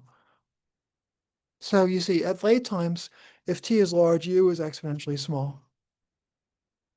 So signals that a late time observer sees can be considered to have originated from exponentially close to the horizon. As I said previously, a basic fact about quantum theory is that at sufficiently small distances, any state looks the same and is equivalent to the vacuum. So that's actually why Hawking got a universal answer, independent of how the black hole formed. The late time measurement probes the vacuum at short distances. So, but late time doesn't have to mean such late times. Suppose we have a black hole which has the mass of the sun. Well, 4gm is a few milliseconds. So if t is 1 second, this number is the exponential of minus 300. So the exponential of minus 300 is such a little number that it overwhelms whatever the constant is. So after waiting 1 second, the late time, you're making observations you make from a solar mass black hole 1 second after it formed, probe the vacuum at a distance much, much smaller than they're able to probe at the LHC. In fact, in a sense, it probes the vacuum at a distance much, much smaller than Nima said was allowed. But there's a catch, which is that there's going to be a gravitational redshift that keeps us from getting information Nima said you can't get. So anyway, this is the setup. The late time observer is probing the distances at the vacuum at short distances. And a little more study of that setup led Hawking to his biggest discovery. Well, how did that happen? Well, the observer at infinity probes the outgoing radiation from the black hole by measuring a quantum field that I'll just call psi of t. In the real world, you probably would be measuring the electromagnetic field, but I'll consider a simpler model. The typical observable you'd want to measure is the correlation between the value of psi of t at two different times, t and t prime. In fact, if you were measuring the electromagnetic field, that's what a simple detector would measure. It would measure the frequency spectrum of the outgoing radiation, which is equivalent to this two-time correlation. It's equivalent to the Fourier transform of this correlation. So such a correlation is called a two-point function and denoted by this symbol. The brackets mean average values, averaged over time, or averaged over the quantum state, and you're measuring the average value of psi of t times psi of t prime. In practice, this would only depend on the difference t minus t prime, and you'd average it over time, keeping fixed t minus t prime. That's what a real detector would do, measuring the spectrum of the outgoing radiation. To explain Hawking's result, we need just a little bit more formulas. And some of you may want to disregard the rest of this slide and part of the next one if you don't do too much quantum field theory. Near the horizon, a typical quantum field has a power law singularity. And for simplicity, I'm going to take the power to be 1. All that's important about the formula is that quantum fields have power law singularities, and I'm taking the power to be 1. Now, we want to take this formula measured near the horizon, and we want to change variables to what the observer at infinity, to determine what the observer at infinity will say, all we did was change variables from u to t using this relation. And so this formula for the 2-point function in the vacuum converts to this formula seen by the observer at infinity.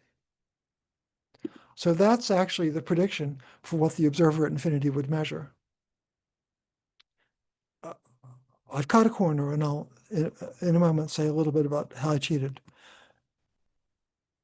But the important thing is that this formula is anti-periodic in imaginary time.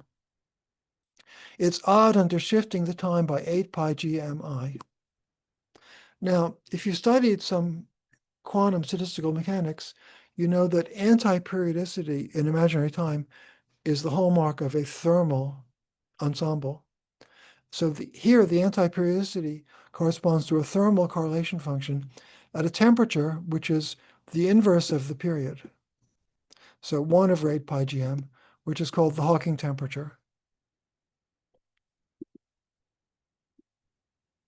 So in other words, what we learn from this calculation, or from elaborations of this calculation, is that a black hole, after transients that depend on how it was created die down, radiates thermally at a temperature 1 over 8 pi gm, called the Hawking temperature. If I was keeping track of h bar rather than setting it to 1, h bar would be in the numerator. So this temperature is a quantum effect proportional to h bar. It vanishes in the classical limit, which is why in classical physics, the black hole seems to be completely black. But quantum mechanically, it radiates at this temperature proportional to h bar. We can now confirm Bekenstein's ansatz for the entropy. You use the fundamental thermodynamic relation between energy E, temperature T, and entropy S, which is that dE is T ds. For the black hole, E is the mass of the hole, the energy is the mass, according to Einstein, or mc squared, but we're setting C to 1. The temperature is really h bar over 8 pi gm. But anyway, setting h bar and C to 1, this relation tells us that ds is 8 pi gm dm. So S is 4 pi gm squared. And as we explained at the beginning, the area of a spherically symmetric black hole is 16 pi g squared m squared. So the entropy is A over 4g, which is what Bekenstein proposed, and with Hawking's refinement, which was the factor of 1/4. So this is how it was discovered that black holes are thermodynamic objects. The black hole is not truly black at the quantum level. It radiates at a temperature proportional to h bar, but that's a very low temperature for astrophysical black holes. Anyway, this is how Hawking confirmed and sharpened Bekenstein's proposal. Because it emits thermal radiation, the black hole loses energy and evaporates, according to Hawking. But the timescale for a black hole to evaporate is very long. For example, a solar mass black hole in vacuum would evaporate in a timescale roughly 10 to the 67 years, compared to the age of the universe, which is more like 10 to the 10 years. So we don't expect to observe black hole evaporation. I might also say that in the real world, a solar mass black hole is not in vacuum. It's exposed to the interstellar plasma. So more likely, in the real world, a black hole is accreting matter rather than evaporating. But in vacuum, a solar mass black hole would evaporate in 10 to the 67 years. We don't expect to be able to observe this process unless we're very lucky. For example, if very tiny black holes were created in the Big Bang, something which is conceivable but for which we currently have no evidence. We do observe in cosmology something that's believed to be very similar to Hawking radiation from a black hole. In fact, we believe that the inhomogeneities in the early universe that are believed to have seeded the formation of galaxies originated by a process that's very similar to this Hawking process.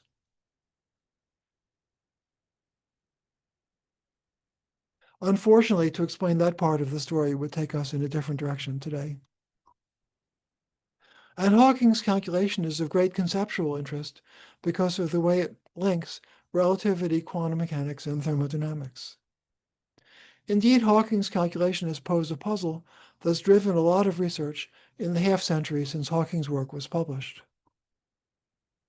In Hawking's calculation, of which I explained to you the basic idea, the radiation that comes out of a black hole appears to be exactly thermal, with no correlation between the different particles that come out of the black hole at different times, except what follows from conservation of energy and the temperature of the black hole. If that's exactly true, it would mean that black hole evaporation cannot be described by fundamental microscopic equations that are invariant under reversing the flow of time. To see this, consider a process in which a star collapses to a black hole, which then evaporates. The physics is really described by microscopic rules that are fully invariant under time reversal. Then from the decay products of the black hole, it must be possible in principle to reconstruct the detailed quantum state of all the atoms in the star before it collapsed. In principle, one should be able to run the movie backwards and describe a state of the universe in which the outgoing decay products are reflected backwards and recombined to make a black hole that then explodes to make the original star.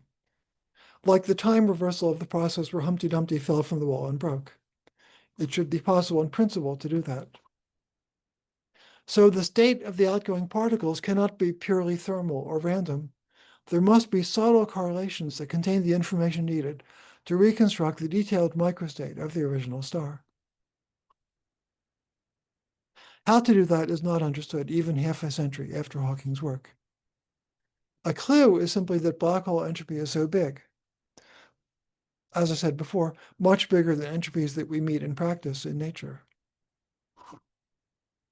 Many researchers have thought that somehow the entropy A over 4G means that the black hole can be described by some sort of degrees of freedom that live at its surface, roughly with 1 bit or qubit for every 4G of area. For example, John Wheeler illustrated that idea with this picture in a famous article in 1992. He visualized the surface of a black hole, the horizon, divided into little cells of area roughly 4G, and then he imagined a bit or qubit with 1 bit of classical or quantum information contained in every unit cell. And I think that most researchers in the field believe that qualitatively that's correct. But for now, in detail, it's beyond our understanding. Now, I'm going to finish. I've given a variety of lectures on black hole thermodynamics in the last 5 years or so, but this actually will be the first time that I'm going to conclude by addressing the following question. It wasn't quite the second time I lectured on black hole thermodynamics for what I assumed was a wider audience than just theoretical physicists, but it is the first time that I'm concluding by addressing the following question: what is a white hole? I got tired of the way I used to finish the lecture, so I decided to try something different today. Well, naively, a white hole is the time reversal of a black hole. Einstein's equations are completely invariant under time reversal. So on the left here, I've drawn the picture that Hawking studied in his famous calculation, and I used it earlier in the lecture. And it describes the collapse of a star to form a black hole. In the time reversal, in the past, there was the time reversal of a black hole, which is a white hole. I mean, the name people gave it 50 or 60 years ago was a white hole. And the white hole spontaneously emitted the star that escaped to infinity. So naively, I time reversed. So the left is a process we observe in the real world. And the right is a process that we get if we naively apply time reversal to the real world process where the black hole formed. And now my question is, what should we say about the white hole solution? So in A, we see the collapse of a star to make a black hole. In B, a white hole spontaneously turns into a star. So, well, I'm going to first say what one would have said about this in the 60s before black hole thermodynamics was invented. Classically, anything can fall into a black hole, but nothing can come out. That's because the black hole has this future horizon, and if you're outside the future horizon, nothing can travel at an angle from the vertical more than pi/4. So anything that's past the horizon cannot reach the outside region. It would have to be at an angle more than pi/4 from the vertical. The time reversal of that statement is that, first of all, a white hole has what's called a past horizon, this diagonal line that's also at a pi/4 angle from the vertical, like this one, but slants in the opposite direction. And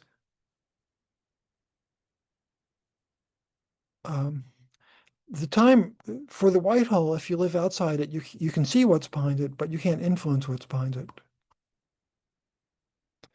And whatever is behind the horizon of the white hole will come out. I've realized with a pang of conscience that in preparing these slides the other day, I made a mistake. I'm going to try to skip past it. So a white hole is a little like a mini Big Bang from which matter, or in the particular example I drew, a star, emerges in an unpredictable way. Well, it's unpredictable in the sense that there could have been anything at all behind the white hole horizon, and whatever there is will come out. It's really unpredictable in classical general relativity because there was a singularity. So at the bottom of the picture is a singularity.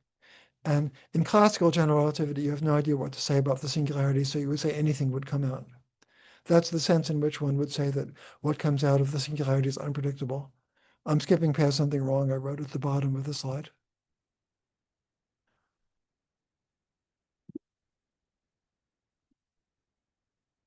Now, white holes may sound even stranger than black holes. We can't create them, but they might have been there at the beginning of the universe, and if they were, anything can come out of them. But I can assure you, we see lots of black holes in the sky, but we don't see any white holes, even though a white hole makes perfect sense as a solution of Einstein's equations. Why don't we see the white holes? And that's the question I'm going to conclude this talk with. From the point of view of black hole thermodynamics, the formation of a black hole is a process in which the entropy increases. For example, as I told you, if the sun would collapse to a black hole, the entropy would go up by a factor of 10 to the 20. So the time reverse process in which a white hole spontaneously converts to a star or some other form of ordinary matter, in which the entropy is a process in which the entropy becomes smaller by a big factor, violating the second law. But as I explained at the beginning, although the laws of nature have solutions that describe histories in which the entropy becomes smaller, these solutions require fine-tuned initial data and are prohibitively unlikely in practice. For example, here I went to the trouble of balancing a pen unstably on its tip, letting it go, and taking a picture of it. And as you could imagine, the pen fell down. I managed to take a picture while it was still near the top, but not quite. It fell down, dissipating its kinetic energy into heat, and that increased the entropy. So the laws of nature have solutions, maybe I wrote this, where the pen, initially at rest on the table, spontaneously absorbs energy from the air on the table and rises up, reaching an unstable position in which it's balanced on its tip. I wasn't able to make a video like that, though, because I wasn't able to create the initial conditions that would make it happen. We never see such behavior in practice because the initial conditions that would lead to it are prohibitively rare and fine-tuned. Now, by analogy, since the conversion of a white hole to a star reduces the entropy, black hole thermodynamics suggests that the white hole is similarly fine-tuned, and an infinitesimal perturbation can prevent white hole behavior and the decrease of the entropy. In other words, slightly change in the initial conditions will prevent white hole behavior. In fact, the mechanism by which this happens, which was essentially discovered by Erdely at about the same time that black hole thermodynamics got going, but without thinking along the lines of black hole thermodynamics, is essentially the time reversal of the mechanism by which Hawking discovered black hole evaporation. So remember, Hawking's reasoning depended on an enormous exponentially big redshift that an outgoing particle experiences as it propagates from the region near the horizon, down here, to the region at infinity where the outside observer might detect it. So if the outside observer is going to see the particle coming out with energy of order 1, then it started with a huge energy down here. And it's because it had such a huge energy down here that the quantum state probed the vacuum at short distances and gave a universal answer, independent of everything else. So the key fact in Hawking's discovery is that the particle eventually detected by the outside observer with moderate or even very small energy had an extremely large energy as it left the black hole horizon. Now we're going to use the time reversal of that fact. An observer far from, so in the black hole, an observer far away sees an outgoing particle of moderate energy. The time reversal is that an observer far from the white hole sends in a particle of moderate energy, for example, a few low energy photons. The time reversal of Hawking's redshift is a blue shift. So by the time the incoming photon is schematically indicated, it's labeled gamma, it's schematically indicated by this purple line, which is parallel to the horizon labeled H and is at a pi/4 angle to the vertical. By the time the incoming photons reach the star, they have an astronomically large energy and they collide with the star. And that would kind of be input to Nima's lecture. We have a collision between the incoming photon and the star at energies much higher than the Planck mass. And therefore, we don't really know what's going to happen. But in the sense that we don't understand the laws of nature completely enough. But we'd expect it forms a black hole, but anyway, it makes a drastic change in this geometry. The collision of these ultra-high energy photons with the star that was escaping from the white hole drastically changes the space-time geometry, presumably leading to the formation of a black hole and preventing the second law of the violation of the second law that the idealized white hole solution exhibits. So what we can say for sure is that the idealized white hole solution is completely changed by infinitesimal perturbation. Just like the solution in which the pen spontaneously absorbs energy from the environment and rises up to an unstable position, that solution is completely unstable to a slight change in the initial conditions.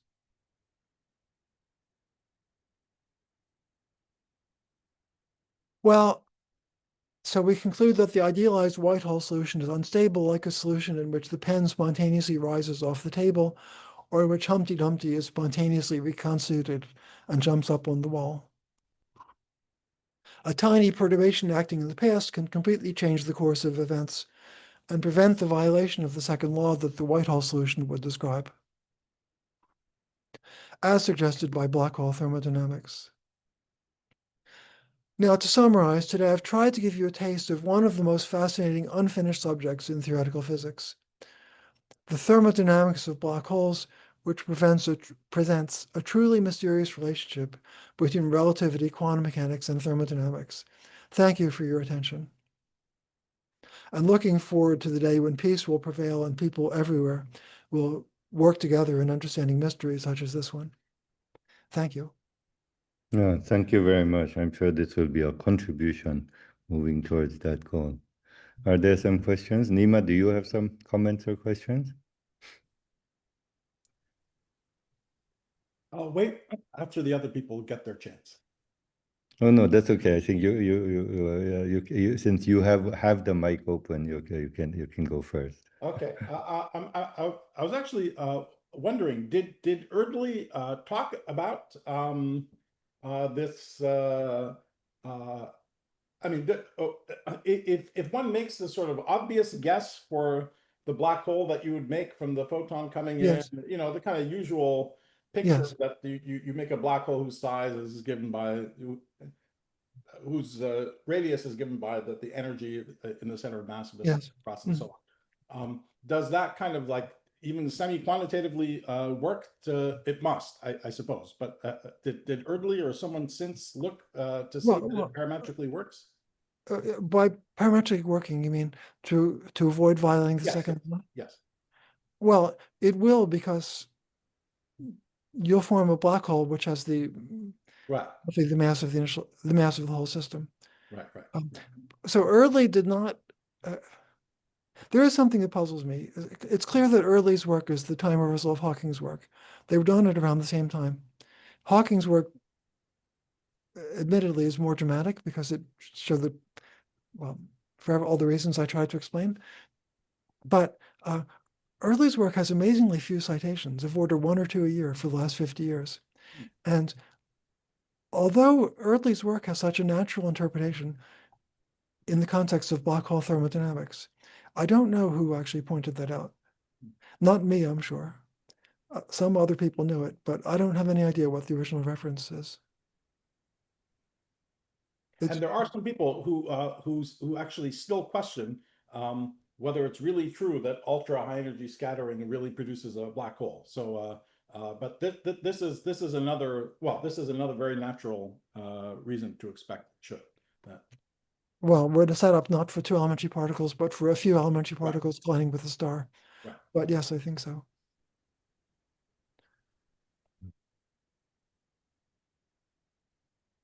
Anyway, I'd really like to know who made the connection between Eardley and black hole thermodynamics first, because I would like to be able to give the proper reference.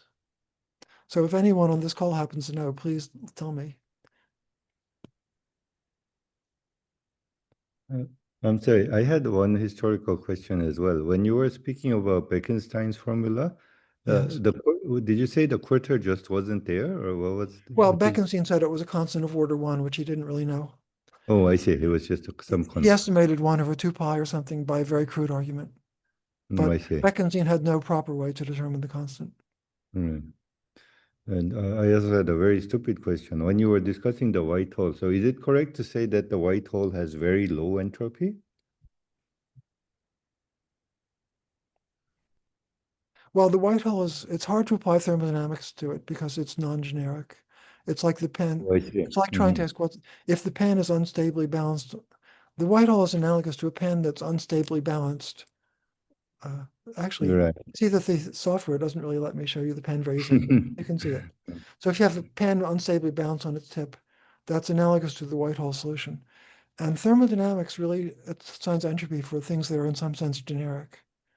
So I feel that assigning, okay. Only to What I said in the lecture was that since the explosion of a white hole is the time reversal of a formation of a black hole, and since entropy goes up in forming the black hole thermodynamics would tell us that the time reverse process should be unstable. And then we found it was unstable. But after we learn it's unstable, I'm not sure we really want to assign entropy to the initial state any more than we do to the pen unstably balanced on the tip. However, I'm not sure what I'm saying is the last word. Somebody might say something else about that. I guess I'm just being very naive, but presumably there would be a set of microstates for a white hole. Yes, just as there is for the, well, okay. You could ask, is there a microstate for the pen in unstable equilibrium? Sure. Classically, the answer is definitely yes. Yes. But quantum mechanically, because there's a 0-point fluctuation, you might think the answer is no. So the answer to the type of question you're asking about unstable things is not that straightforward. I see. Thank you. Are there any other questions from the audience? No. Yeah, somehow I think the lecture was crystal clear, and Well, that's okay.